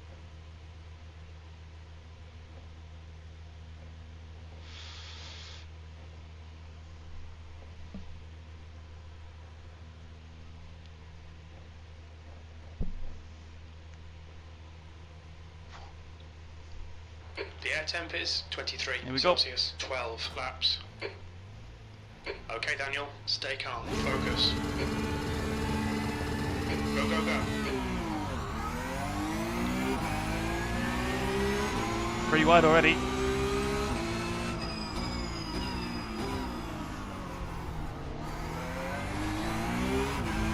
Right, third. We've leapfrogged 4th and 5th. And first and second going to go 2 wide for Eau Rouge.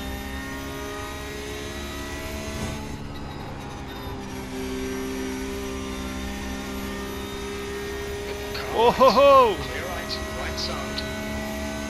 Clear right. Look at that. Start.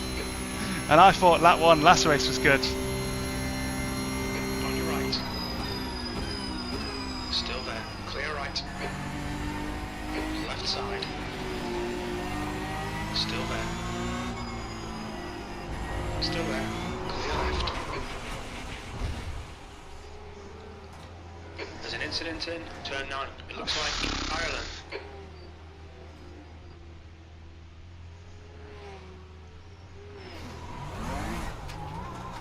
Oh, and he's just took someone else out the boot. You can't make this up. You can't make this up.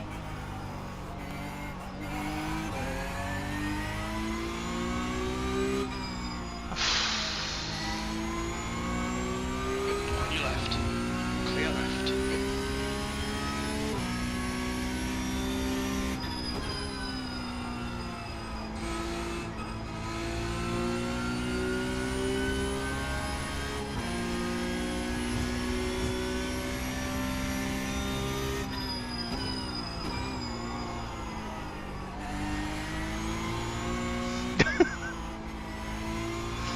Ah.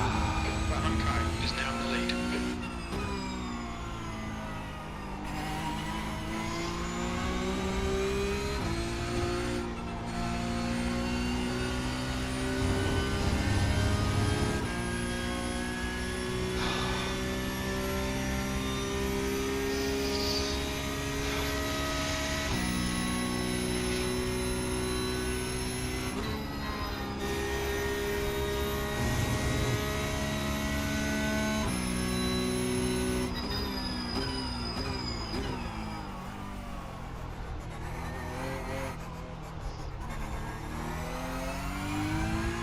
No, I mean, he's kind of apologised. He just sent a little private message to say the netcode was so bad there, but we got to watch the replay. As far as I'm concerned, just pinched it a bit, but it doesn't even matter. Pointless whinging about it now. It's not going to give me that first back, is it?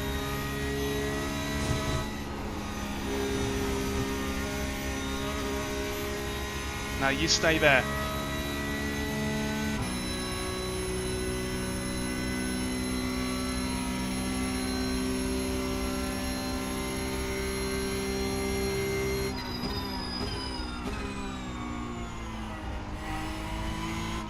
But let me just make something pretty clear. You know, don't forget.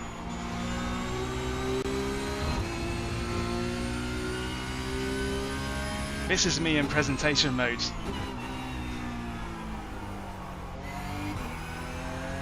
If I was in that car, in a helmet, with nobody around me to hear me, I would be spitting. I'd be spitting feathers at that. I'd be livid.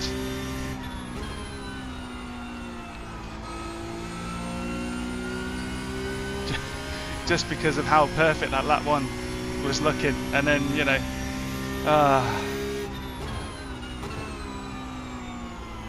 Spa has been really bad for this kind of incident. It's been really, really bad.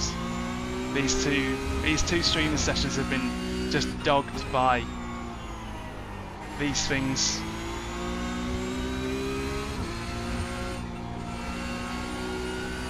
That corner in particular has been a graveyard for me. People just not leaving room.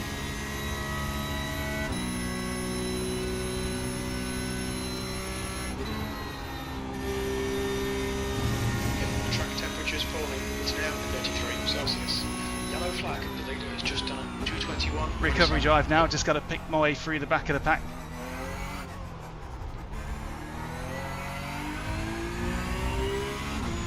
These things happen. He was clean through the first couple of corners after Kemmel Straight, so it's not like... And we ain't watched the replay yet, so reserve judgment. Reserve your judgment.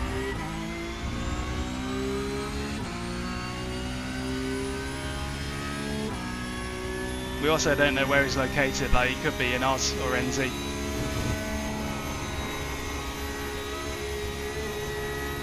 And if so, you know, further allowances should be made. It is that time slot. Yeah, recovery drives make good telly.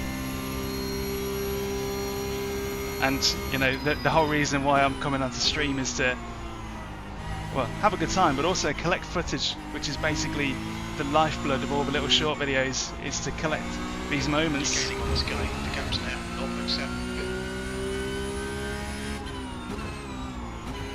You know, I actually think that Mount Panorama is going to be cleaner.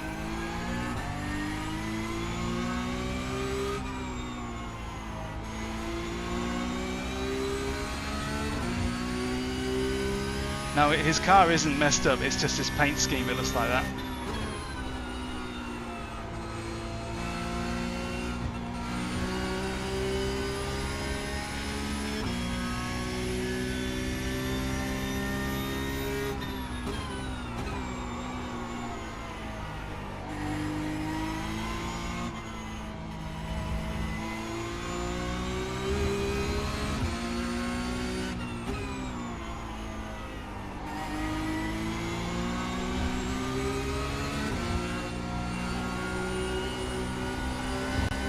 Car seems to be okay.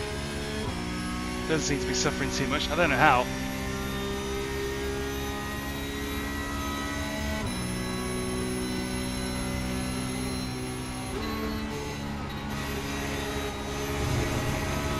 Car left.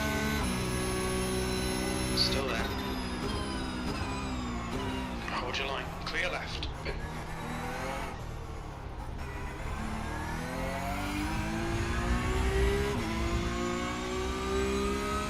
Look at all them cars up there though. There they are. There they all are.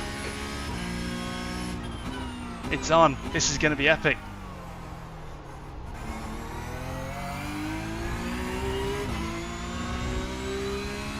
I might be 1-7 instead of 1, but they're all there. Look at them. They're all there. There's a lot of action. It's now 35 Celsius. Right ahead of us. Unless I have a slowdown. Ah, The gap behind is now 0.2. You need to slow down a bit if you don't want a penalty.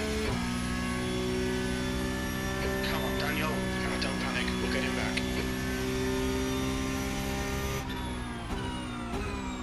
ludicrous. That hasn't helped. You know, because I did gain 2 seconds unfair advantage in that little, tiny little Eau Rouge chop. Yeah, it makes perfect sense. Yellow flag. Watch out.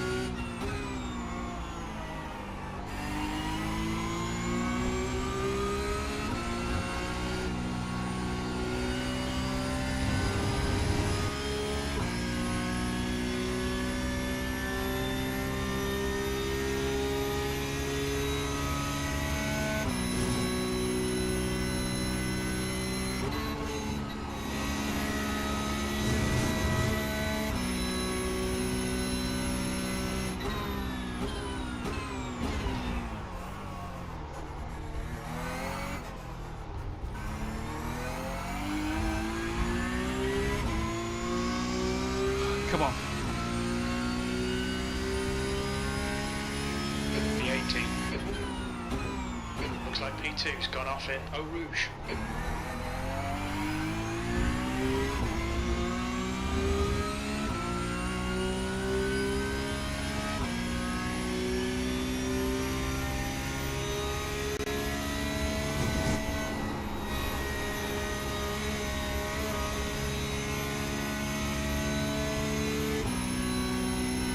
There's another freebie.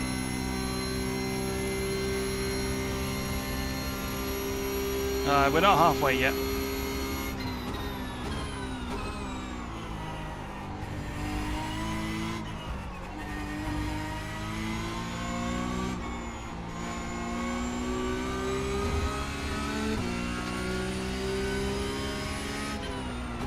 Left side. Hold your line. Still there. Clear left. Sorry, Chicken, I'm not in the mood to hang about.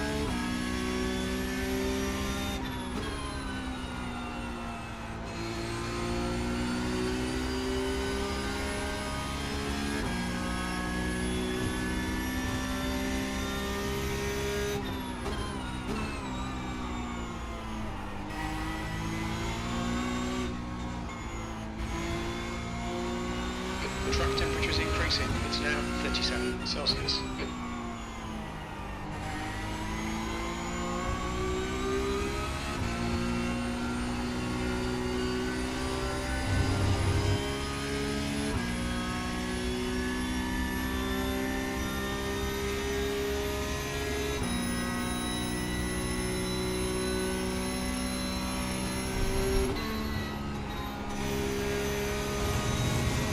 A little bit squirrely.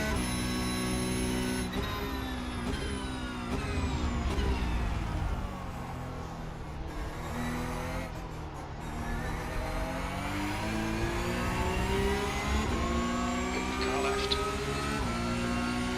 Still there. He's still there. Hold your line. Clear left. P15. That lap time was 2:22.2. Come on, Daniel. Nicely done. Right, momentum. What have we got up ahead? 6 cars.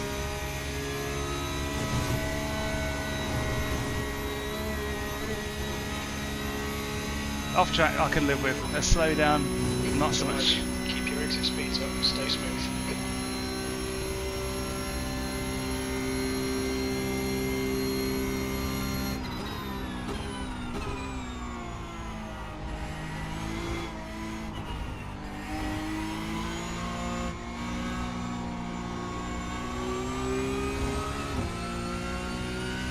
That's a slow down served.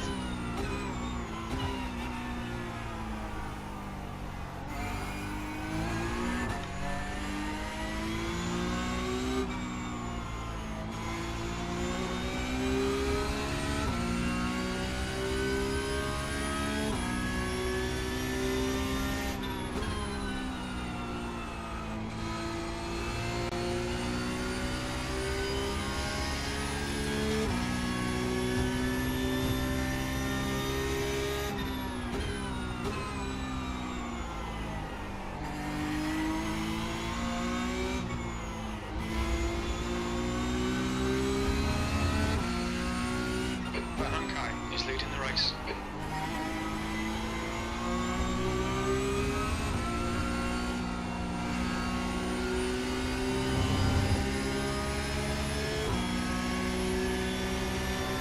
Car left. Still there. Still there. Clear left. Nice one, mate.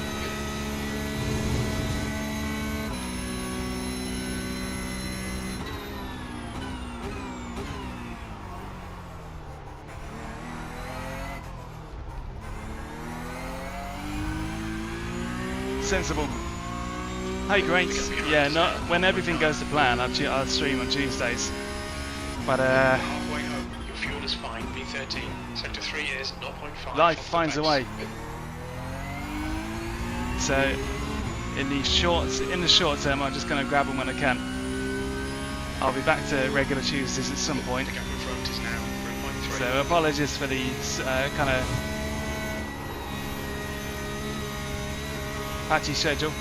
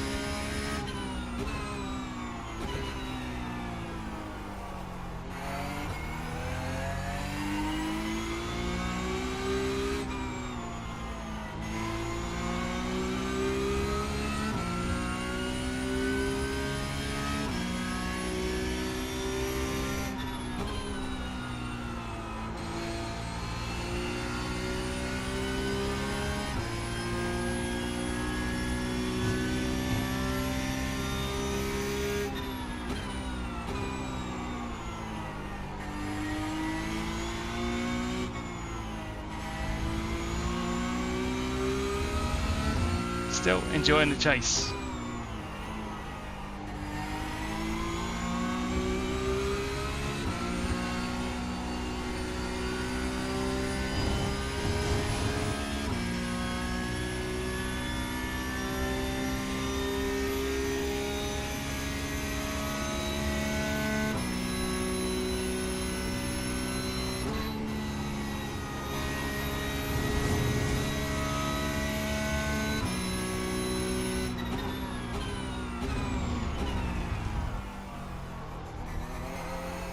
That's a new fastest lap for Jen, 2:21.3. Hey, Kitonin. The gap in front is now 2.5. The lap time was 2:22.2.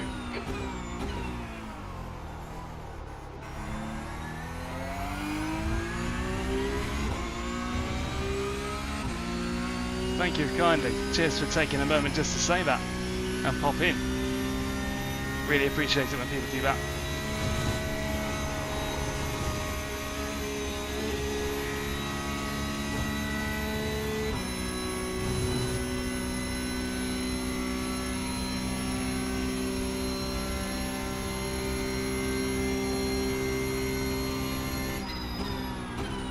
Oh, he's off.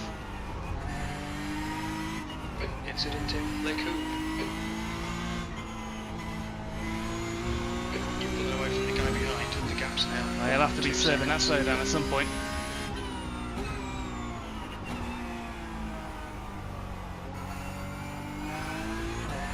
Kai is now in the lead.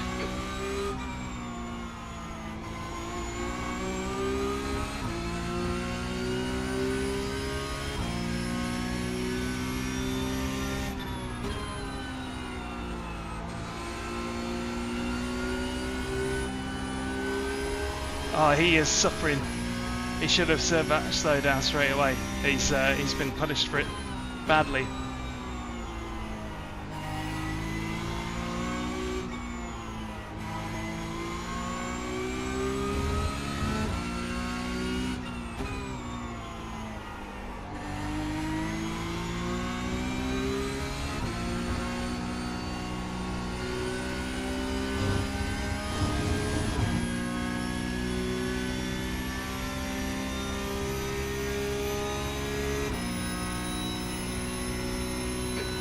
Push, we can get this guy.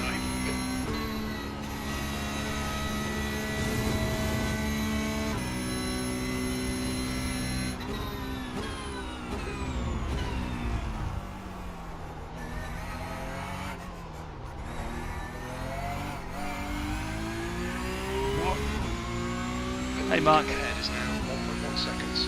thanks for joining. I mean, P12 yeah, that into lap is one was 1.9 off the pace. a real roller coaster. And the lap one from the race before it was awesome for all the right reasons.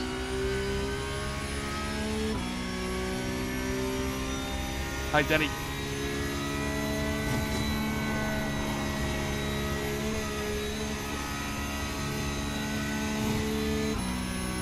Almost flat little lift.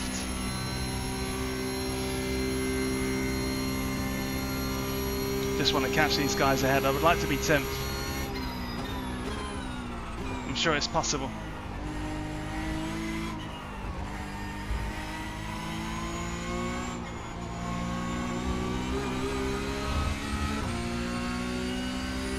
Yeah, that one was looking like... I mean, there's no way I would have held onto the lead. But wasn't that awesome?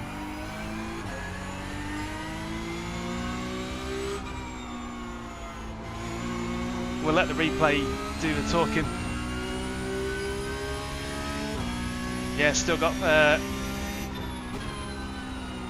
3 full laps to go after this. It's quite a long time.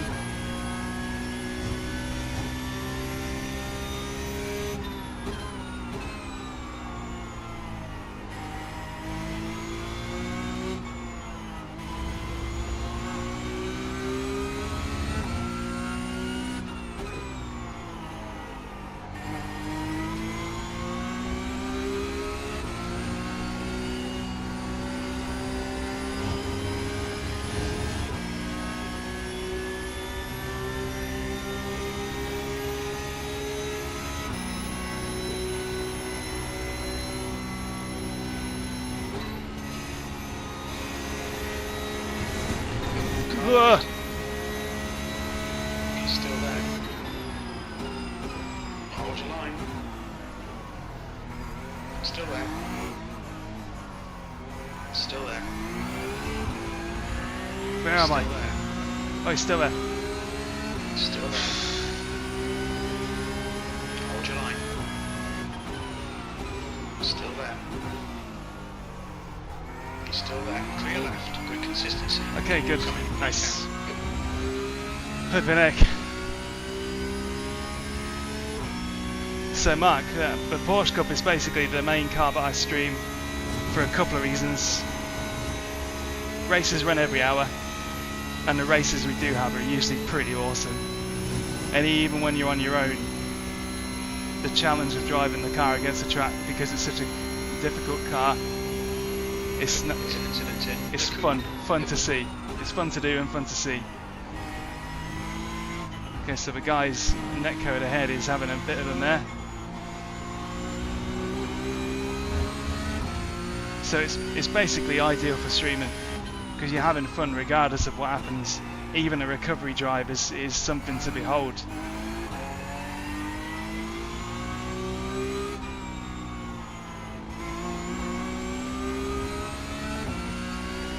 If you were to stream something like Inza or that guy's netcode is really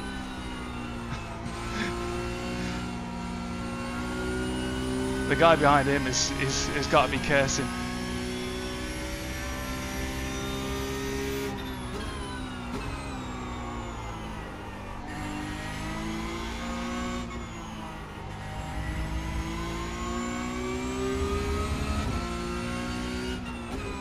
If you're streaming other series, even the ones that run every hour, they're sometimes too short, so they leave you too much filler time in between. It's the only bad thing about iRacing is the fact that you could have a solid gap between race and race.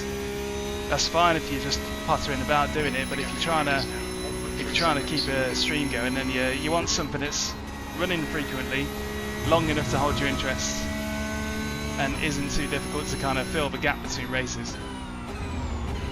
15 minutes it usually is between each Porsche race of waiting, or thereabouts, so it's really nice. 2 laps left. Your last lap time was at 2:22.3.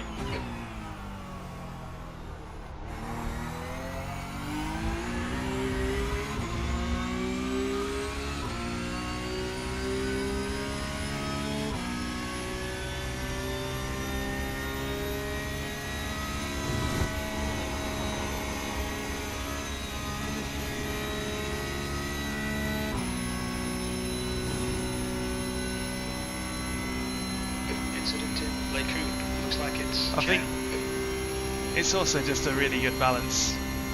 It's a nice powerful car with no traction control, no ABS. Sounds good, looks good, good name. Who doesn't love Porsche? So it also has that element of,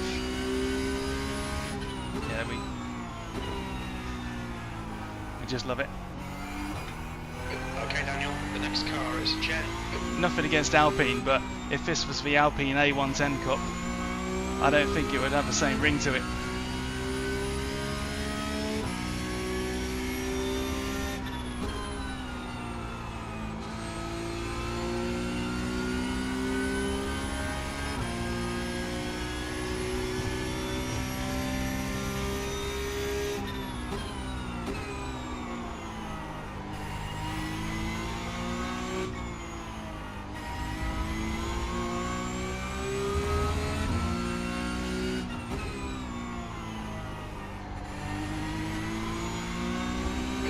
So Jen ahead is now 1.9. Right, the next lap is the last. I don't think I'm going to have any time to capture the guy in front. But as far as recoveries go, that wasn't too bad.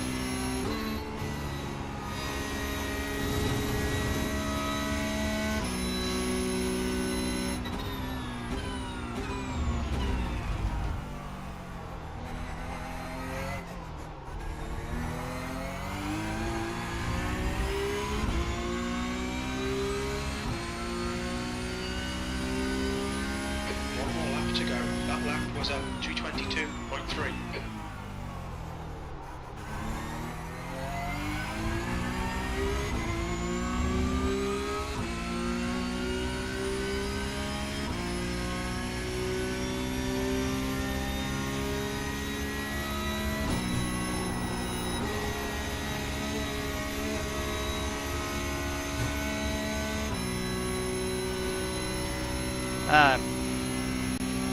You're a Van Monster. If you're returning to iRacing, then unfortunately the only discounts you can really get are sort of subscribing for a year or 2 years or quarterly. Only new members get the big discounts, which is a shame.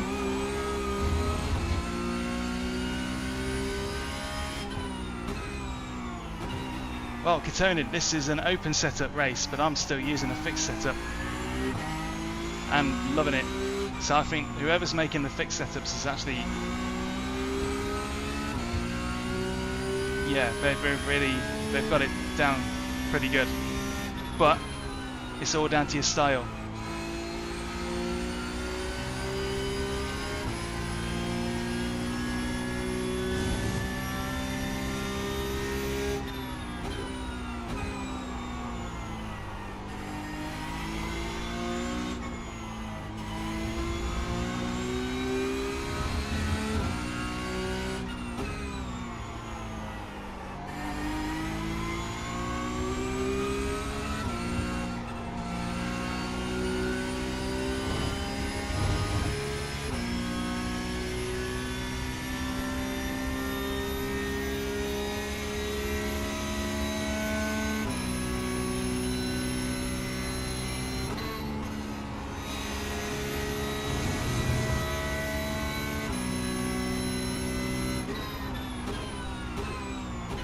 Here we are then. Damage limited. Hearts broken. Lap 1 besmirched. 10th position. There we go, it's over. Bring it back round. What happened then? What was it? So remember I said reserve judgment until we see the replay. Oh, we did have a bit of damage.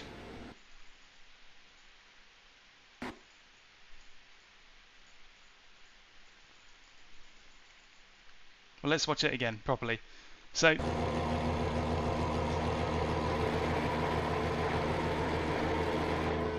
cheers, Dave. It's just a shame. Shame about that lap 1. So fourth and third, tepid starts. I run a bit deep in turn 1 because of that car behind me. I had a feeling he was going to try and come back. And first and second, side by side, Eau Rouge. If neither of them gives way, that opens the door for me so much, and that's exactly what happened. They had to go super slow through it. purple car will get a massive slowdown for that, and I take the lead. But probably in the excitement for that, I don't see. Well, I realised too late. I should have moved over. I should have moved way over there. I should have shut that down immediately. He overshoots. Get back on the outside. On the inside for that.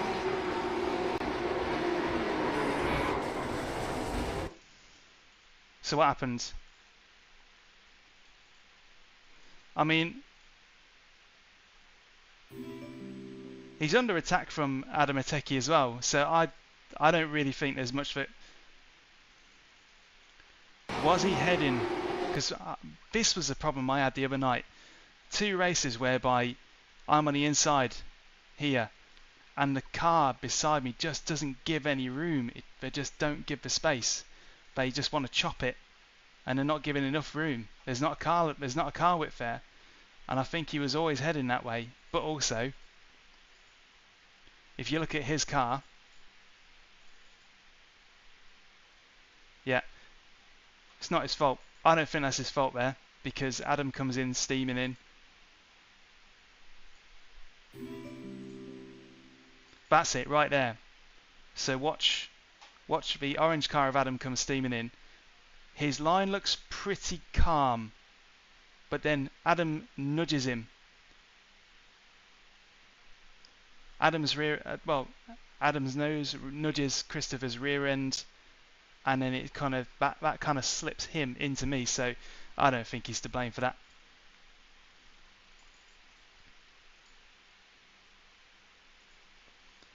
I think that's just an honest accident. You can probably see it a lot better from and where is he located? No, Christopher Island, Australia, NZ. So yeah, put him on the scales of justice. He's in Australia, NZ, so already netcode does come into it. You've got to allow for netcode.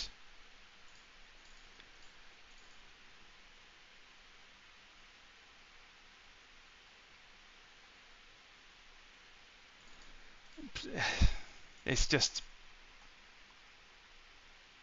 a snake bite. It's just a mix of multiple bad things, and he's just been rotated into me, and he's probably gone.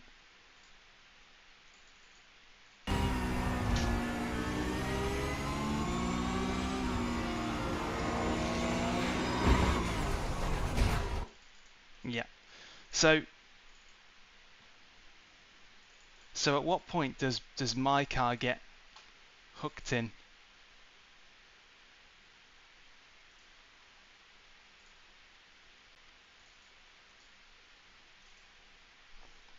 It's just a mess. But I don't have any hard feelings. No hard feelings against him. He was super clean through the first few corners, so and he left me loads of space there. He got in there, overshot it, left me room on the outside. Tons of room, in fact, because he was trying to tighten his. He knew that I was alongside. He wanted to get over here as quickly as possible and make the best of his line through there, but Adam really kind of complicated that.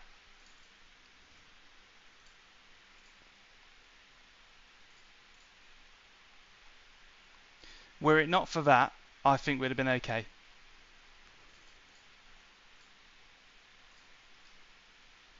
So no hard feelings against Christopher. And he did come on a message, just saying netcode was so bad there. So not exactly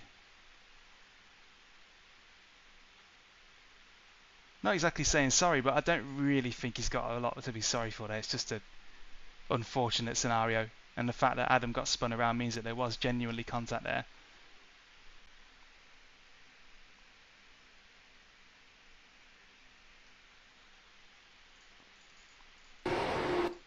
Cheers, Dusty. Yeah, I spent a long time on the RS9. It's surprisingly comfy. It might not be the most solid thing out there because recliner seats don't tend to be unless you pay for like the massively expensive ones. But the RS9, that's the one I spent a full 12-hour Nürburgring stint on that.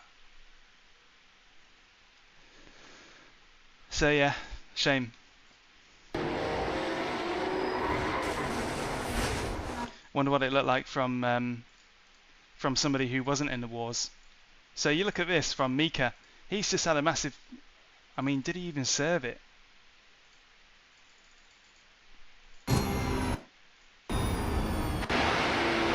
He had a slowdown there, but where did he even serve it?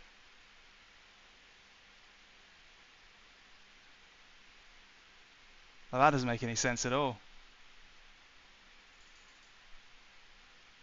I don't get that. How can you chop Eau Rouge like that and still be in front?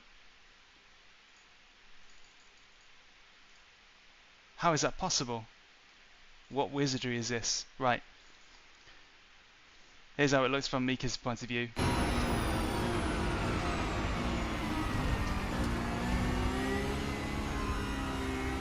So, mess 1, mess 1,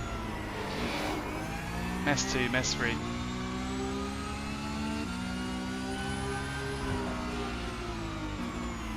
And that's when my cars disappear from my replay, because there's too many of them. You know what? I think I've got another one in me. But then after that, I heard a crunch.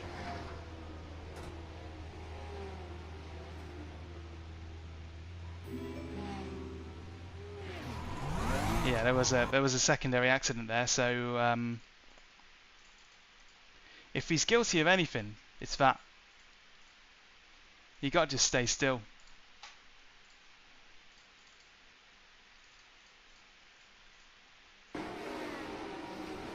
Yeah, you got to just stay still. Unfortunately, you're out of luck. You've had a lap 1 incident, and this guy, who probably started from the pits for better safety,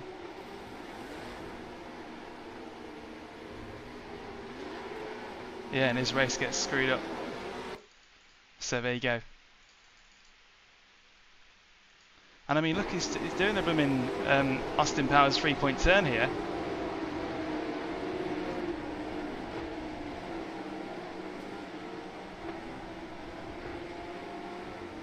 He's just so eager to get going that he totally spoons someone else's race. Never mind. Maybe next time. It's 10 minutes till the next race, I reckon, but then that really will be the last one.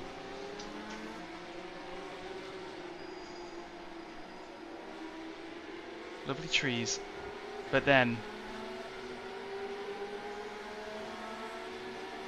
yeah, that really will be the last one. But that was exciting, wasn't it? Just such a shame about that lap 1. So I'm just loading into the next session now, so the screen will be blank for a bit. I really need something to go there. Circuit du Spa-Francorchamps, the fixed setup.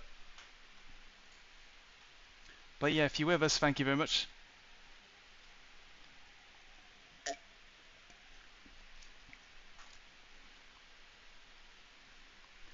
Thanks very much for joining. It's always way more fun when I've got all you guys on my shoulders. So after that kind of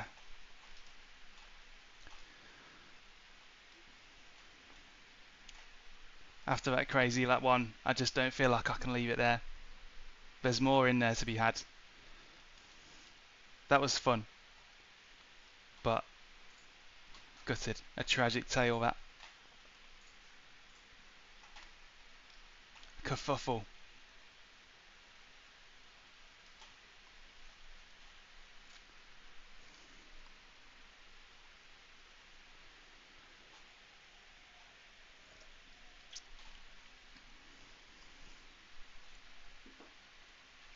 Hey Eric, thank you very much. Appreciate it.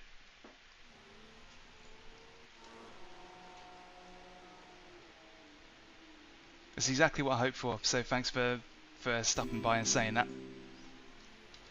It's little comments and feedback like that that helps kind of... it's another little piece of coal in the fire. It keeps me going. So thanks for that. Fastest lap for Kramer, 2:24.4. So next race session starts at 1:45. So wherever you are, whatever hour it is, 1:45 is when the next race session starts.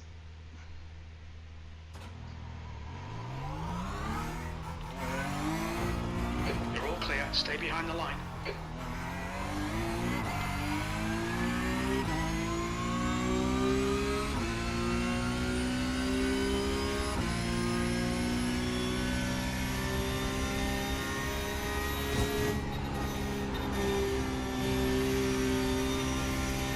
Oh yeah, maybe warmth is not the right kind of thread to follow on that analogy, because it's bumming roasting here. Cheers Vivo, thanks for stopping by. Enjoy yourself. I don't think I'll be streaming tomorrow. It doesn't work out, and things will be kind of here and everywhere until things settle down again. Gained. But thank you so much for your support.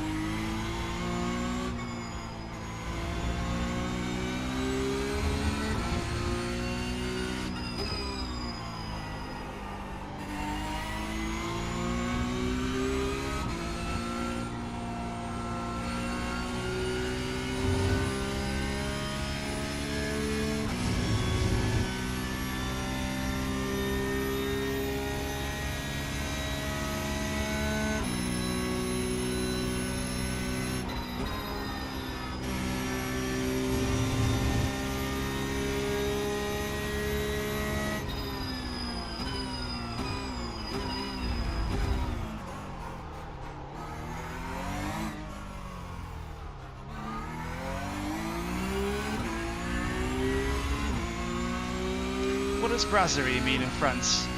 French?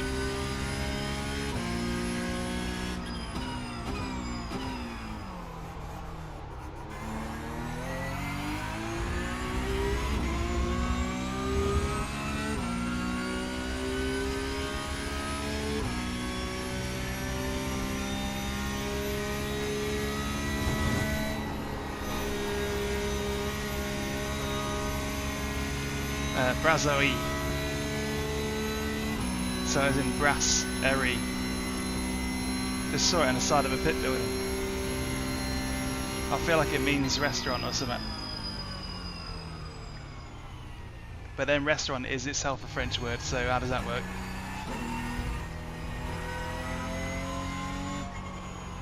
Ah yeah. Ah, so it's okay,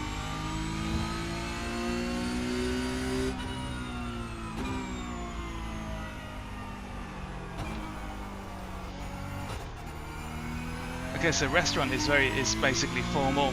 Brasserie is like casual eating.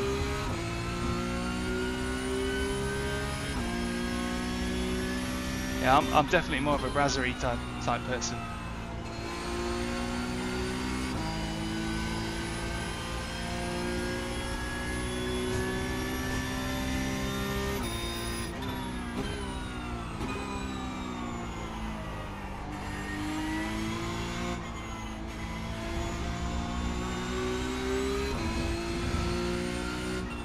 That sounds good.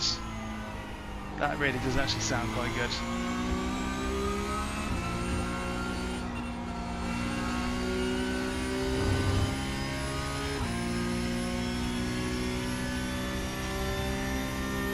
So brasserie is basically the French-speaking equivalent of a gastropub.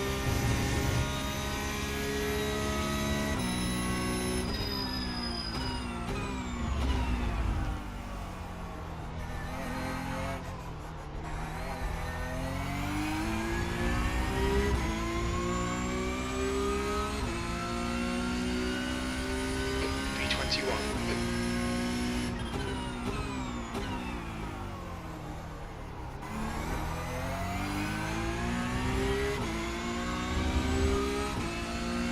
I remember when Gastropub was like, used to hear that all the time.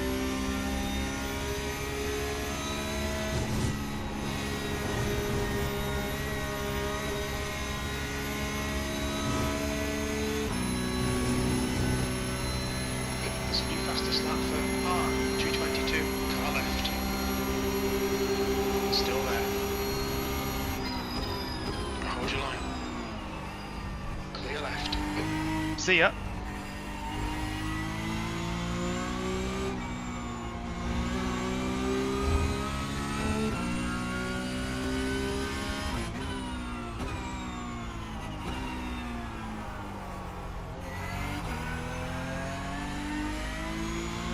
Yeah, I think The that leader has just done a 220 racing doesn't backside. translate well to pub bar sports.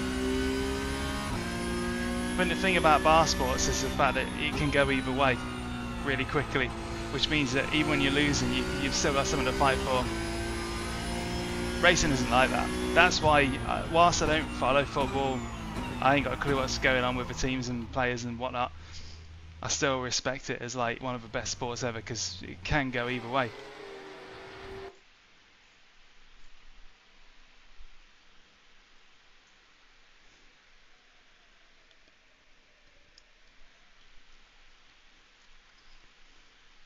I think the thing there is that over here at least the word gastropub came about because pubs and restaurants used to be pretty separate. You never used to be able to get like decent food in pubs, and then they started bringing in the ability to have decent food in pubs. So we used to call it a gastropub, being a pub that tried to like serve nice food, and that's now become the bigger thing than the drink. Primarily people now go to places like that to order food. Well, they go there to eat, and if they happen to be serving a decent pint or two, then the bonus.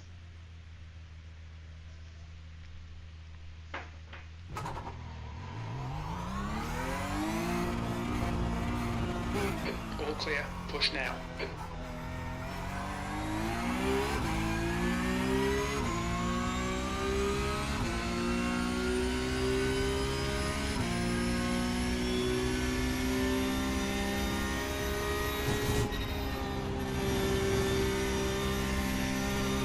Right, Bobby said he was going to be in this race.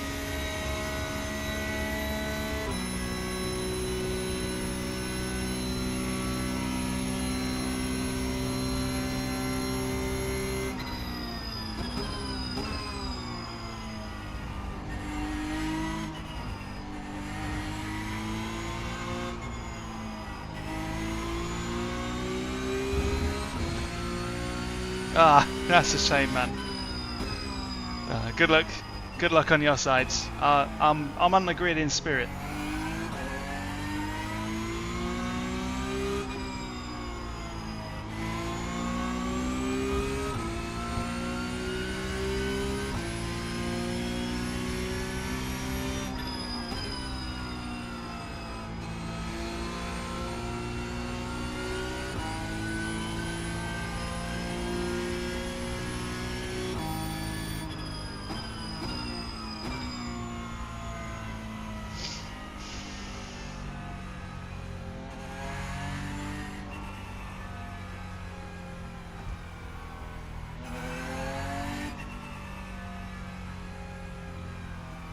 I love trundling around the track at like half speed because the butt kicker just makes it like really like nice and soothing.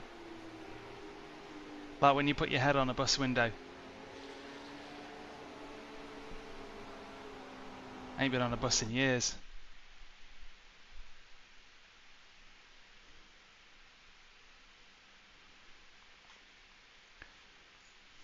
Here we go. Your exit is clear. Watch the white line. We've got 2 laps to get the job done.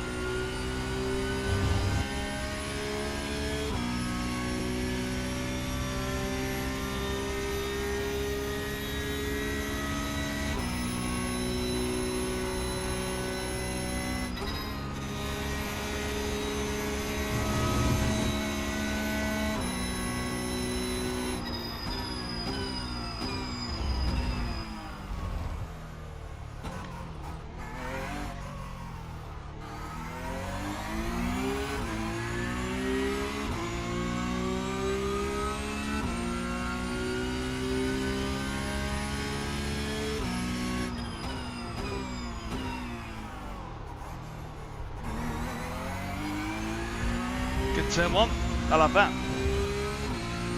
10th up on my best ever lap already. Well, half a 10th.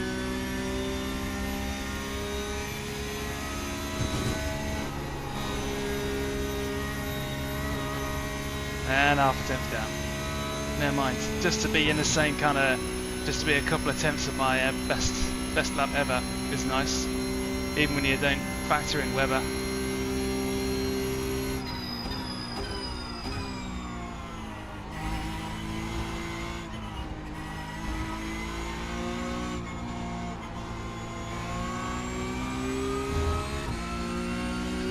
That wasn't ideal.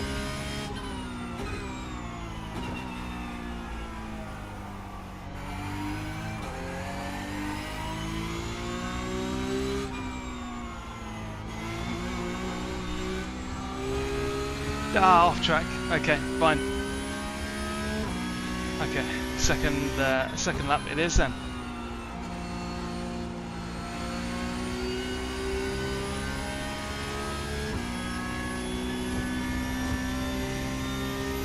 That is pretty jammy, iconoclast, and microcenter seem to be, I don't know, they just seem to be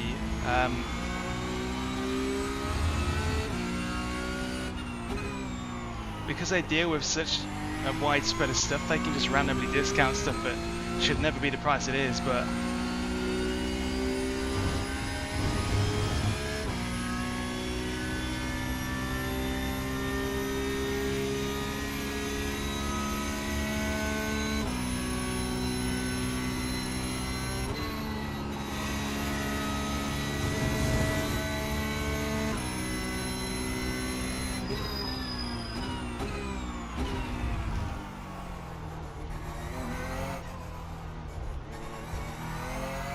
right, take 2.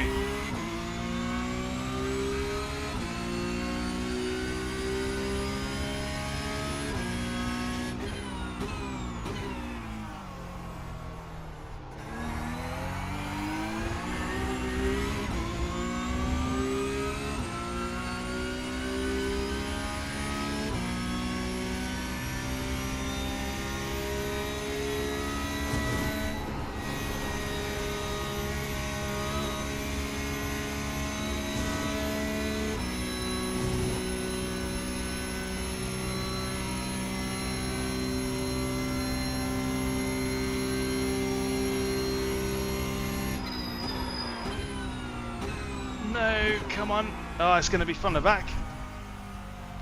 Oh dear. Watch the track limits, please, Daniel. Yeah.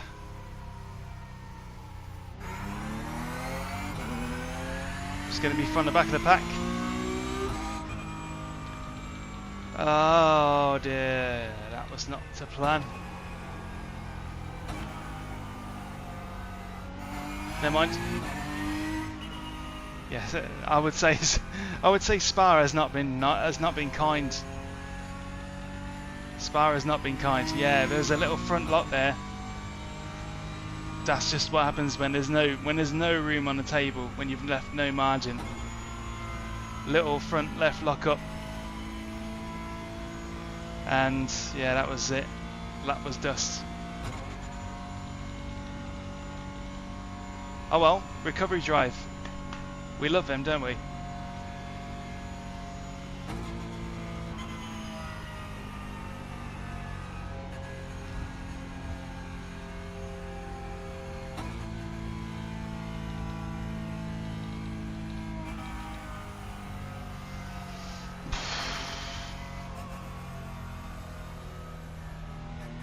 Not long to wait. 1 minute.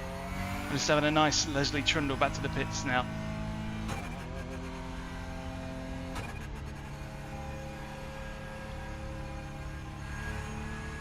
And this is normally a boring thing to do, but the butt kicker, like I said earlier, just makes it really nice.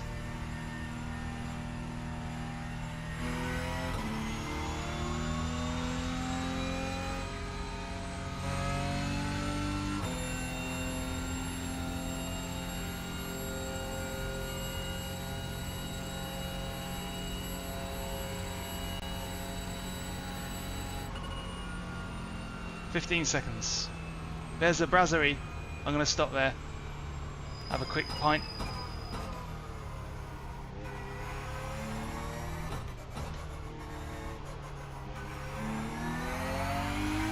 Look out for the pit speed limit. Beer Moretti, Activate please. limiter. There you go, I got my order in just before.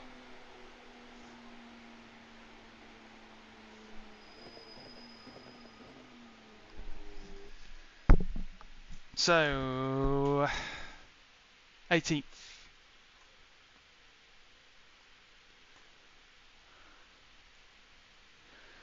It's not looking good.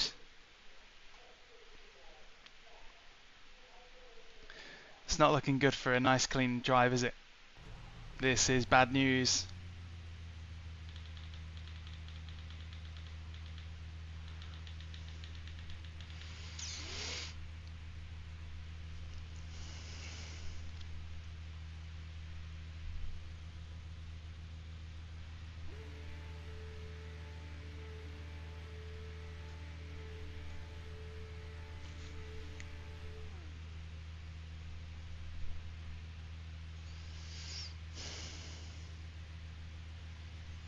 Gonna have to be on my guard here.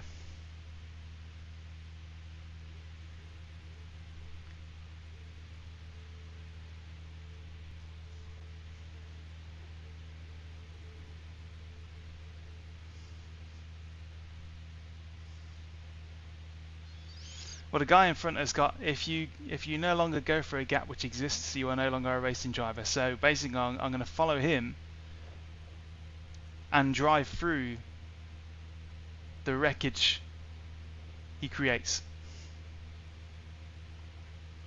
That seems like a sound plan to me.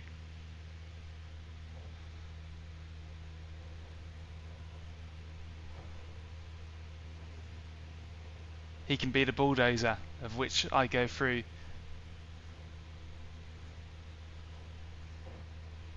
Okay, last race. Here we go.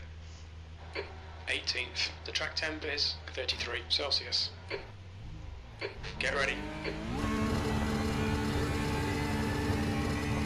Go. That took forever to change then, that did. Here we go then.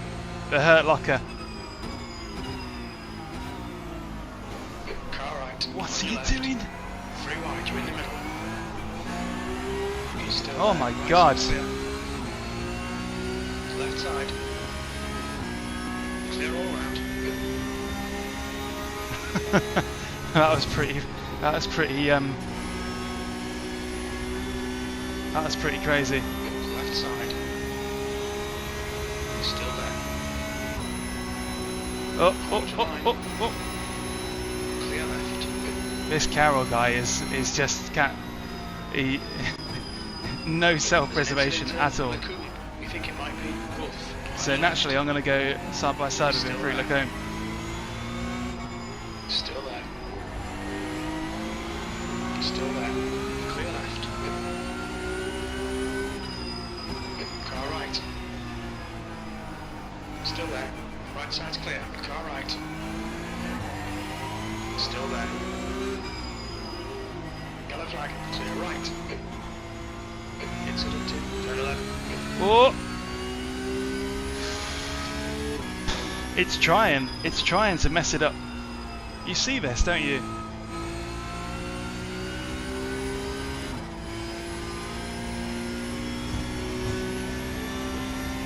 your right. Still there. Hold your line. Still there. He's still there. Right side's clear. Finally got past him. That guy was liability central.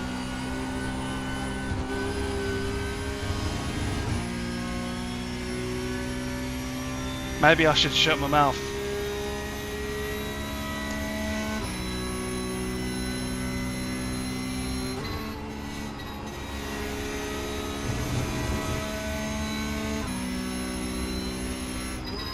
What? More carnage. Looks like P4 has gone off in the chicane. Yellow flag. A mess all round from everyone. This is what happens. This is what you don't see when you start in the top 5. but it's exciting though, isn't it? Okay, Daniel, just keep hitting your marks. This is looking good. We need 12.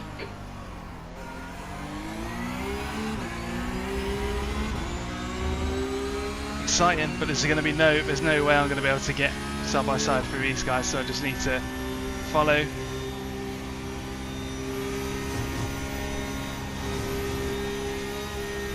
Has to slow down for that guy. One more freebie. We're nearly up to the top 10.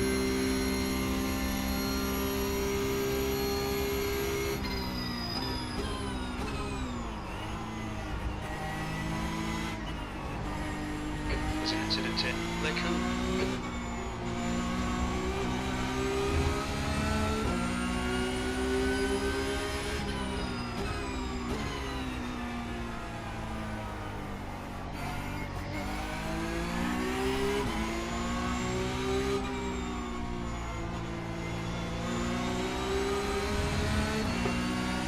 Car right. Still there. Hold your line. Clear right. Here we go. And it. Nice one. Even crew chief is into that. He liked that, didn't he?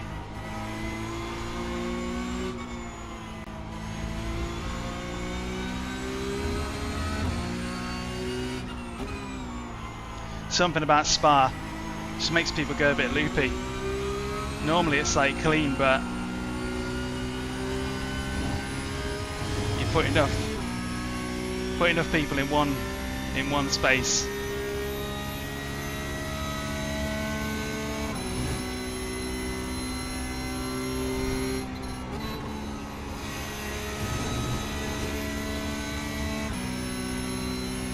Look at the track.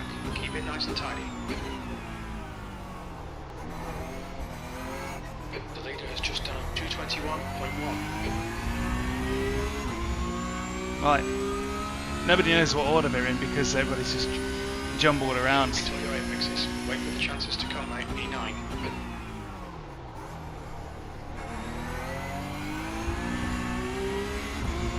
Wow, 9th, really, blimey. Okay.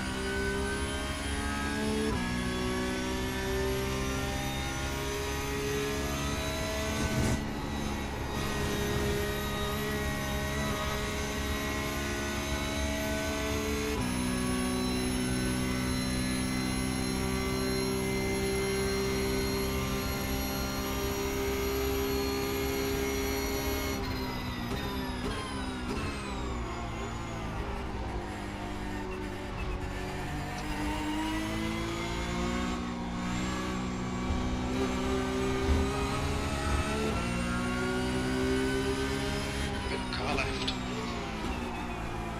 Still there. Whoa, I was glad that Side. stuck. Clear left. For a second there, that didn't look like it was going. Great move. That didn't look like it was going to turn in then. Awesome. Let's keep going.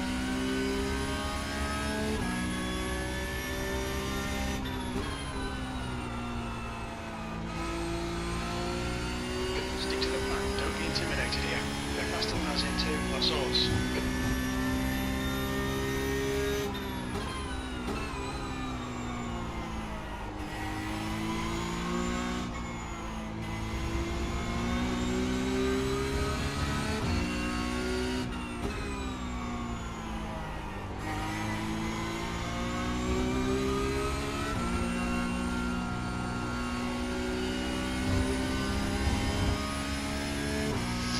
Whoa.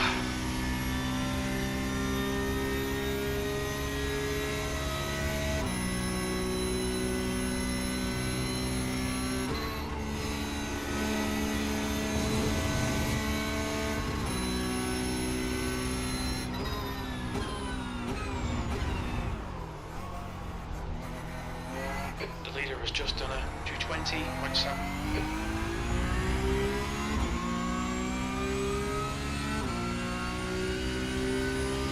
P8.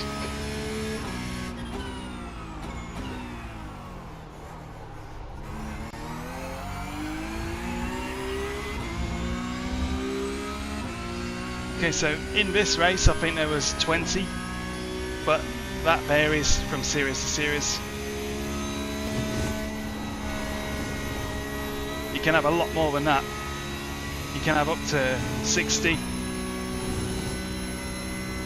Francois, reason why I downshift to 5th is because when you go full throttle through the apex and exit of that, you need the extra torque to make the rear rotate just a tiny bit. It makes a difference. The track temp's increasing. It really makes a difference. I'm definitely faster through there than a lot of other people that I've come across before. That's one of the areas of the track where I definitely do gain. It sounds wrong, but it makes a difference.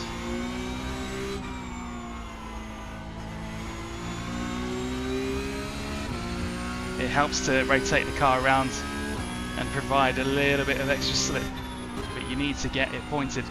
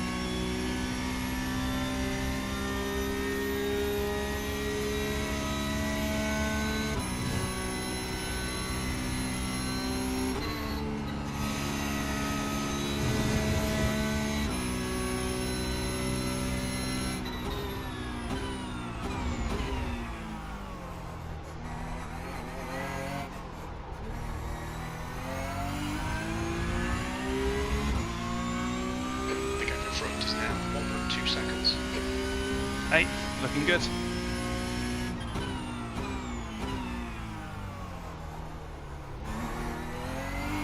I think me and Pablo are catching the cars up front. Jay Wong was the guy a couple of races ago that did that awesome little overtake on.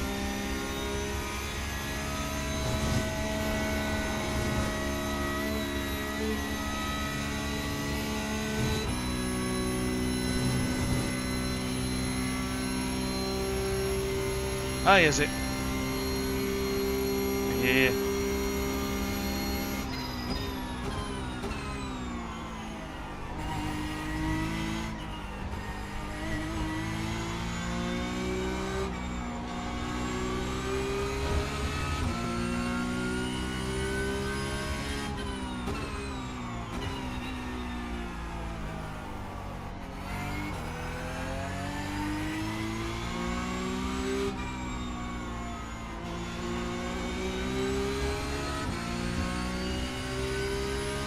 Yeah, that was a nice overheat shot, was.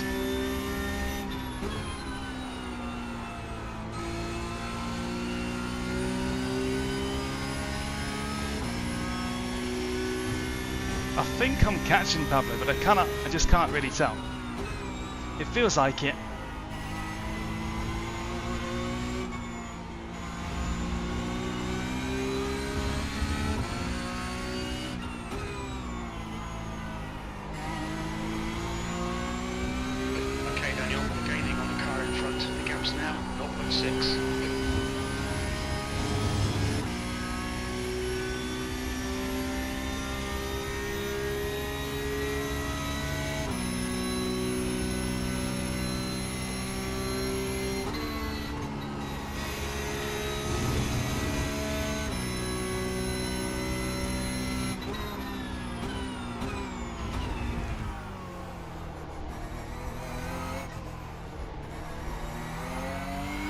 A little bit of a squirrel from here. He got a little bit loose on exit then. Rears might be crying for him. Fastest lap. Sector 1's quick. Sector 2 is 0.2 off the pace. Sector 3 is 0.3 off the pace.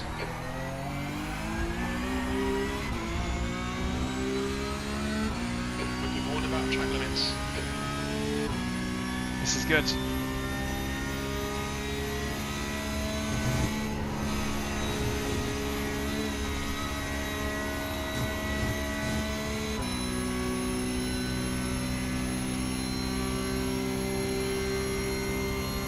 That was a good lap, wasn't it? That was really good.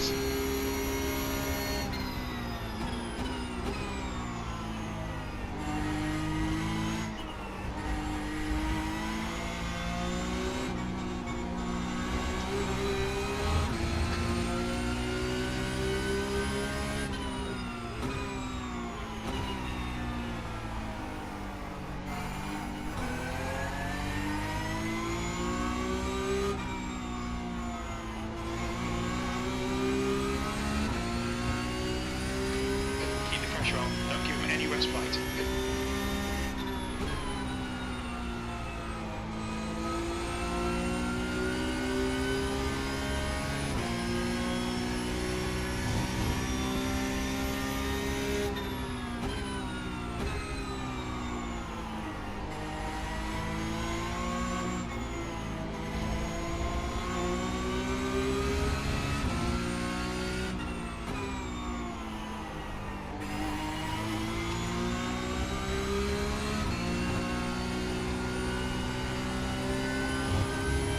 Well, there's a couple of excellent reasons why the Porsche Cup is excellent for this sort of thing, Pete.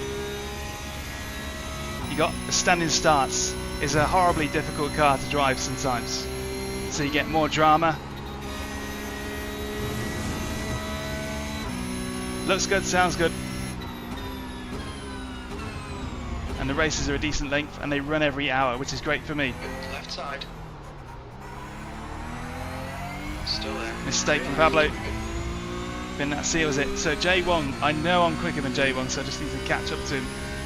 He was the guy I overtook in race 2. Distance. You're looking good for fuel. E7.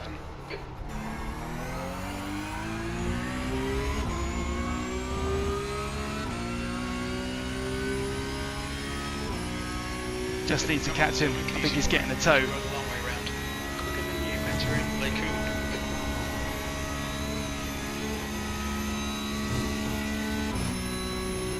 I reckon he's getting a tow from Tatsuhiko.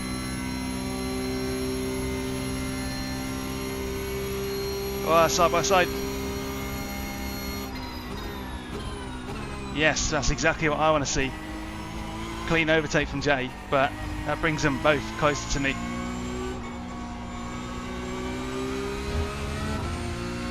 They could get a 2-for-1 deal here.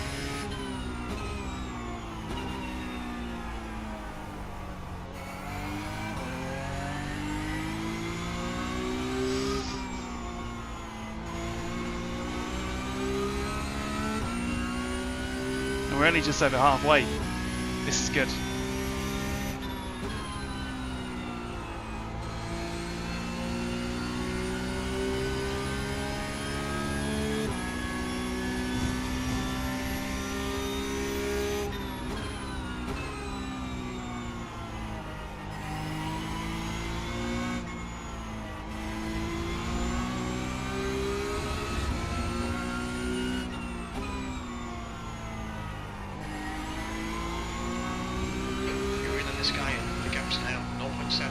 Slower than us into turn 9.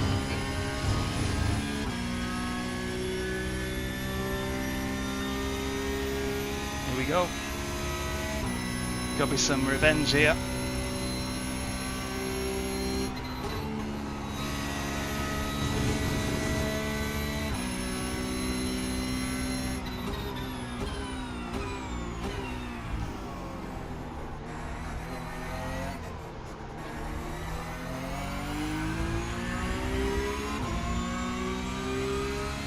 Always really good on the brakes there.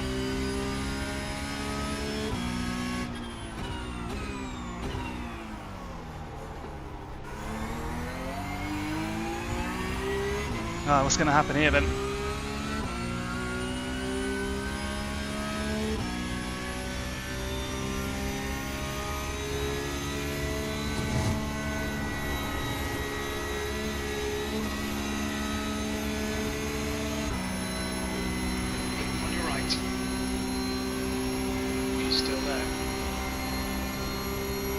Okay, good. Right.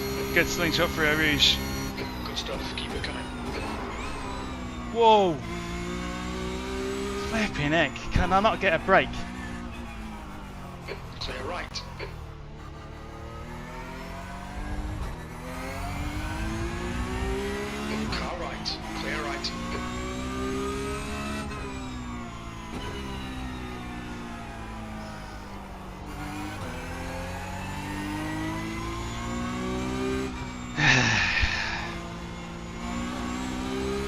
Never thought I'd find myself saying this, but I can't wait till Mount Panorama when they might have a bit more, things might be a bit safer.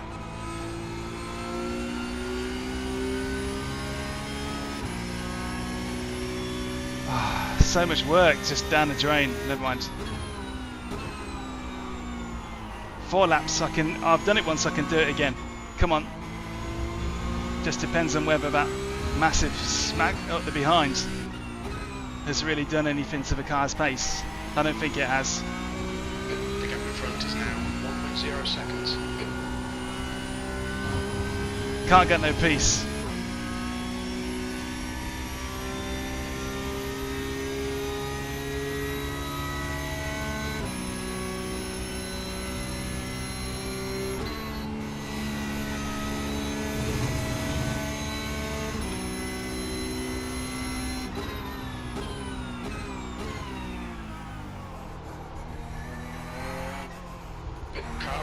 Right side's clear. Okay, Daniel, push now.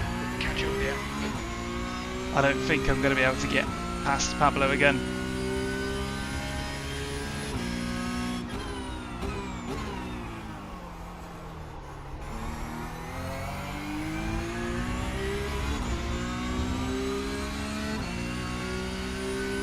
That's a shame. I was really looking forward to having another little battle with Jay. Oh, there you go.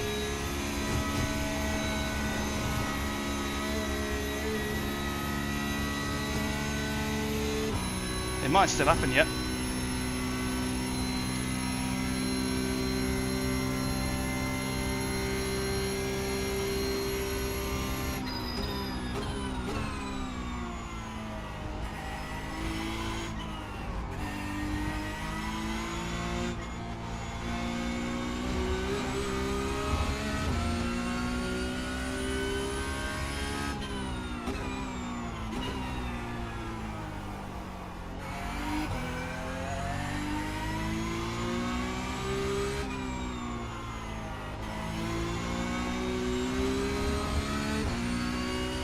Oh god, I'm on 15x. It's now 2.6 I've got to make seconds. 2x last 3 laps.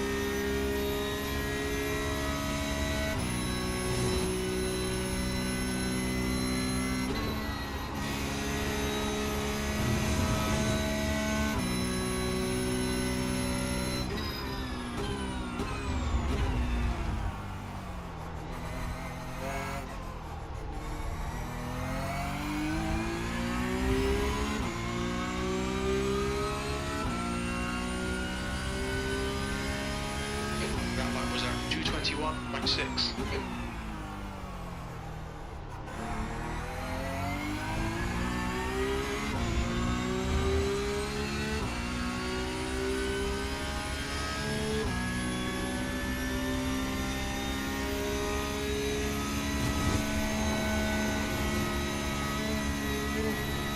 That was a flat Eau Rouge. Nice.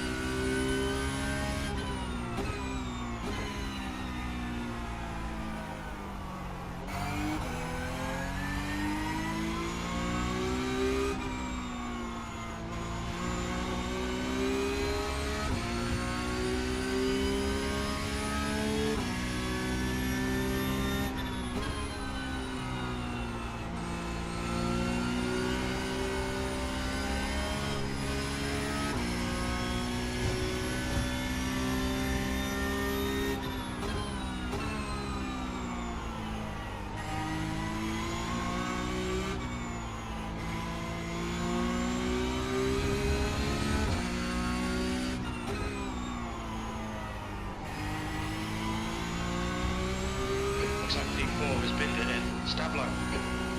Oh.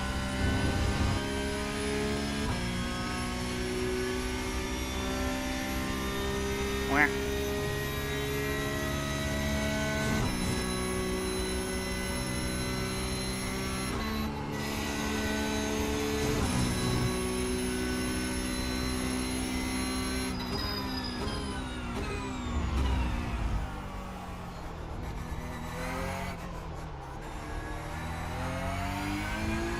Freebie.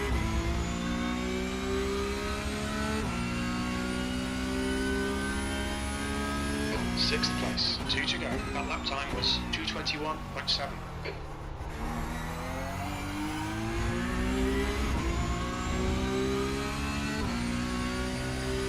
Right, 2 laps to go, including this one. The gap in front is now 2. That was a journey.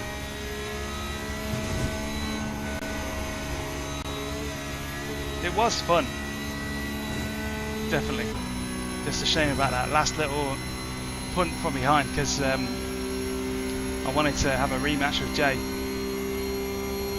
Never mind. Let's see what happened in the replay. But I think he missed his marks. Couldn't have been a big hit because no damage that I can tell.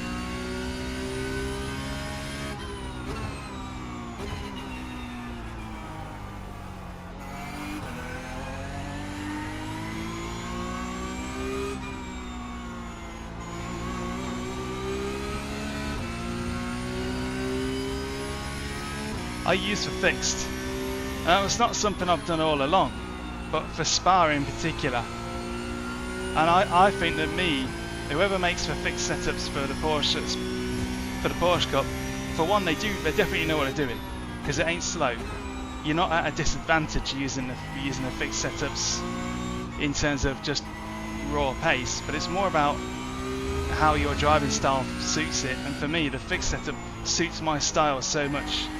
It's not quite so sharp and pointy, whereas a VRS setup can turn really aggressively, but that ain't the way I drive.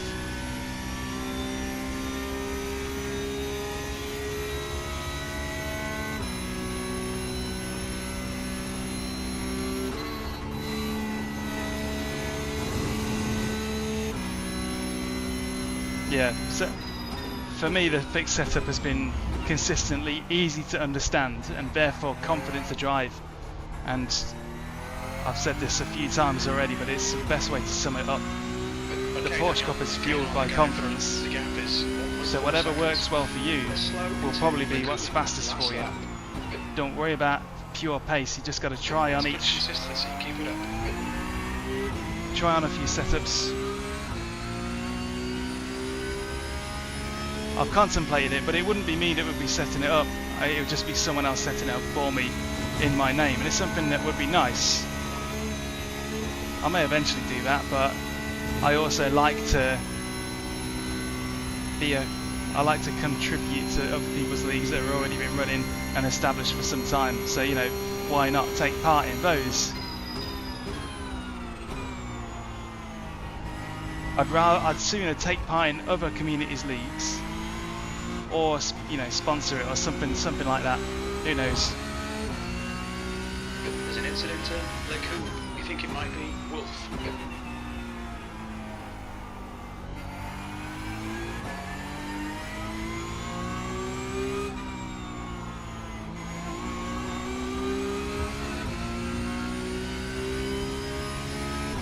Oh, last lap of the last race of the day. What a journey that was. At least I've got lots of footage now. Really good moments, really good races.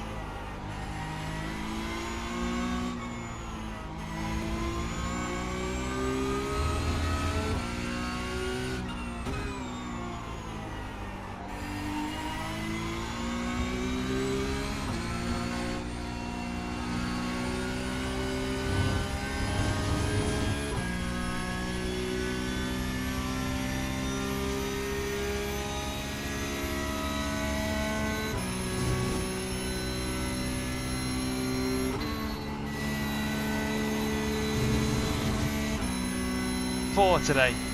Just 4 races today, Grant. And they've been pretty decent, gotta say. Not always satisfying results, but yeah, they've been pretty good on the whole. Much better than the other night. Place, At least Good drive. these races have been nice and representative and useful. So I've had a good time doing that. Right, let's see what happens. That was fun. Oh yeah, I did get a wallop. Looking pretty healthy there. So it's a good job the engine didn't get hit. So I can tell what lap I got punted on because it's alright one lap and then completely caved in the next. So this was it.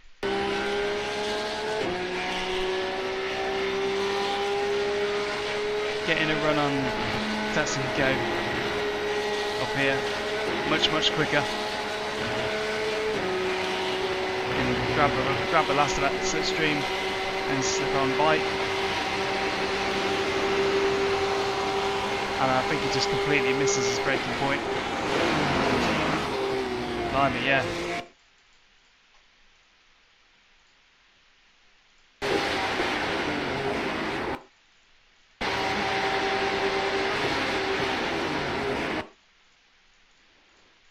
But yeah, what happened there? Front lock up. Front lock up. Cheers, Grant. Much appreciated. Thanks for your support. If you've only just joined us, then there's been 4 solid races.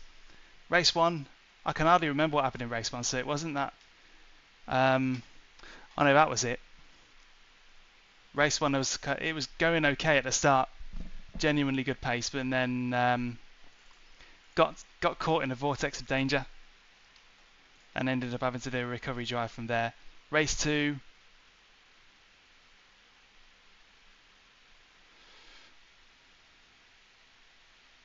I can hardly remember. It's a good job it's on streaming because I would have been useless at telling people what happened. But race 3 I think was the one where I took the lead on the Kemmel Straight and then just came together with someone else. That's good to hear. Much appreciated. Yeah, streaming is something that I'm working on ramping up in recent times. Because it gets easier to do all this. The longer you do YouTube, the easier it gets to sort of spread out a bit. You don't have to spend so much mental energy on one thing. That's why there's been far more short form videos as well, because that's really been helping me keep my brain at full speed, which will then lead to the long form videos being easier to do. It's just the brain just works that way. The brain likes to work at a decent rate. It's just mine doesn't like to get stuck in bigger long form projects for long. So Tatsuhiko,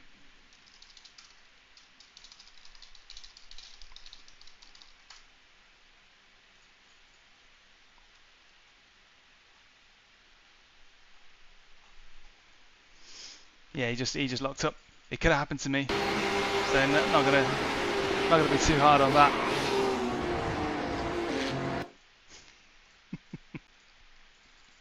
Wonder what I look like from his point of view.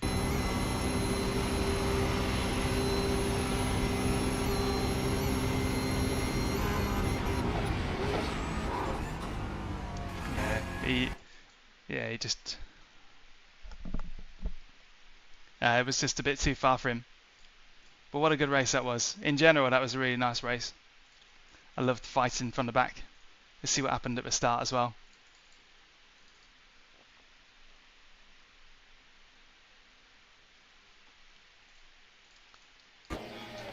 So there we are, red car in the middle.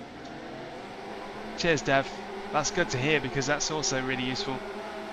I've been doing long form videos for years and never really grabbed onto shorts.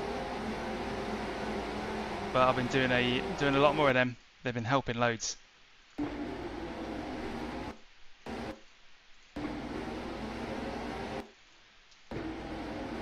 I mean, that's really my fault. I'm not following the curvature of a track there, so that's my fault that we came together, not his. Why would I be taking such a wide line in there? But that's just how it looked at the time. I thought there was a lot more chaos going on inside. Oh, that was a mad lap one, wasn't it?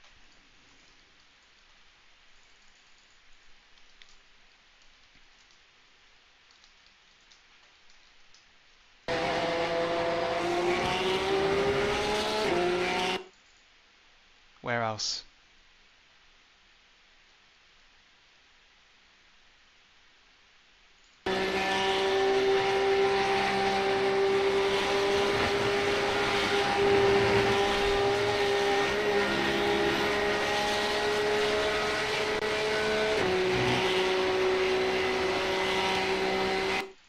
That was him down. That was it. Nice. So Leonard Hahn.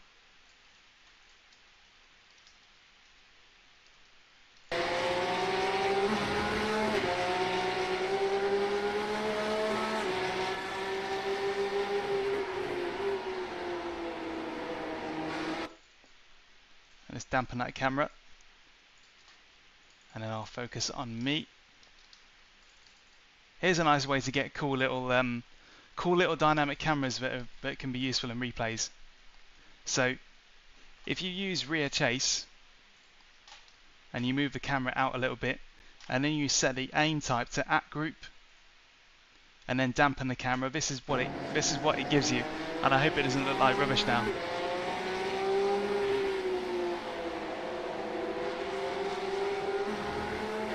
A little bit off, but you can see how it's framing the two cars. It's aiming at the group, so it will try and keep the group in shot in a sensible way. And you can see it moves me across the shot. It's struggling to cope with the bumps, I think, a little bit. But that's how you do it. So you can see how it's keeping all the cars in shot, or doing its best to. It tries to keep everything in.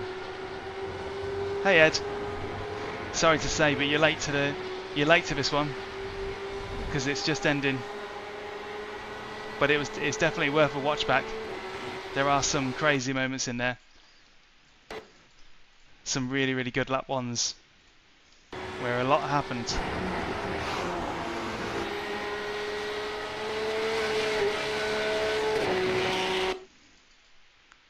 So what else? Where else did something happen?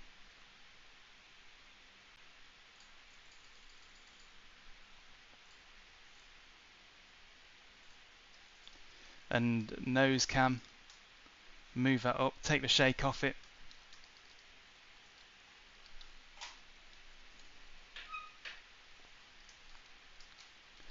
And I'll up the sensitivity of my mouse. This won't be very smooth, but it'll still look alright.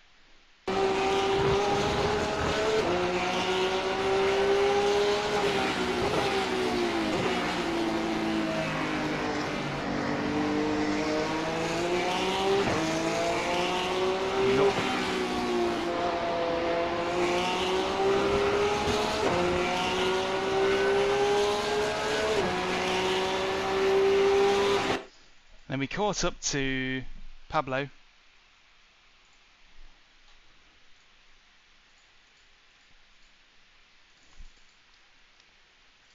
That was all it was. Yeah, there we go. We can use roof cam here.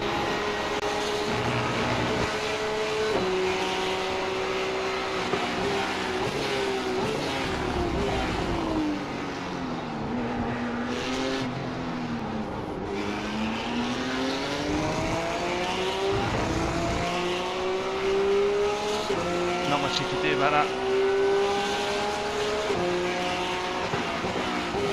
Hey Dev, do I stream every day? No.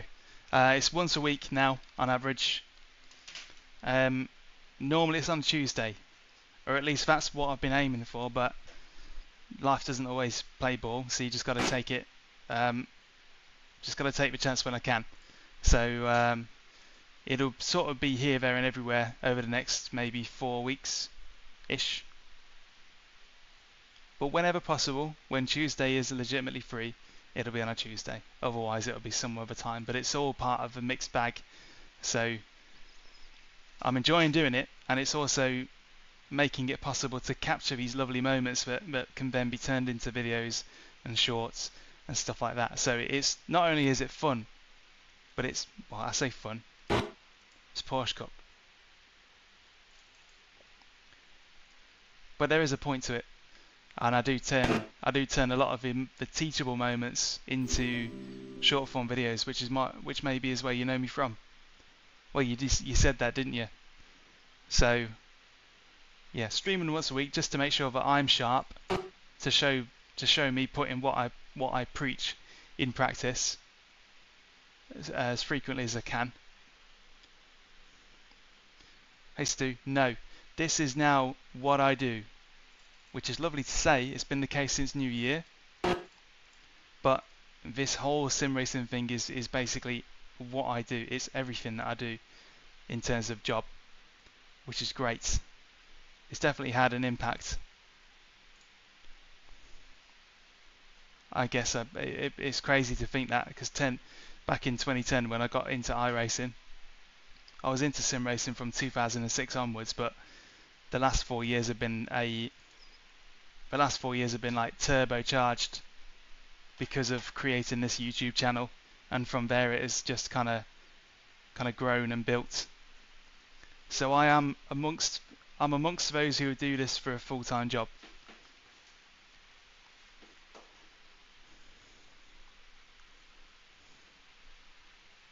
Picked a good time to do it, didn't I? With you know, turmoil in some of the big names, you know, all that kind of stuff, drama, news. But yeah, I just concentrate on this now. But it's been a hectic year anyway, in life-wise, with you know, small child, all sorts of other calamities. But this is nice.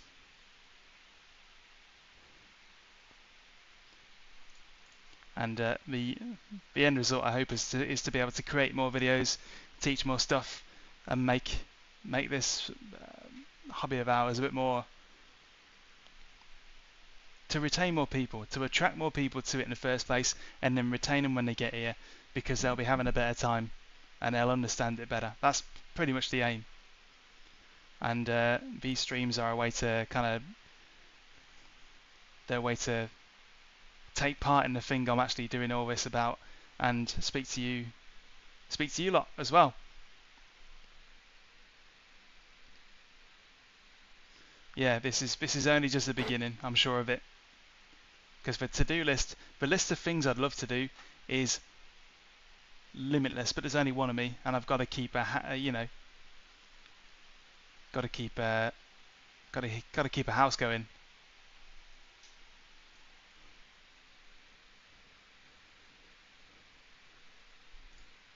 And thank you all for your support in this as well. It wouldn't be possible without any of you.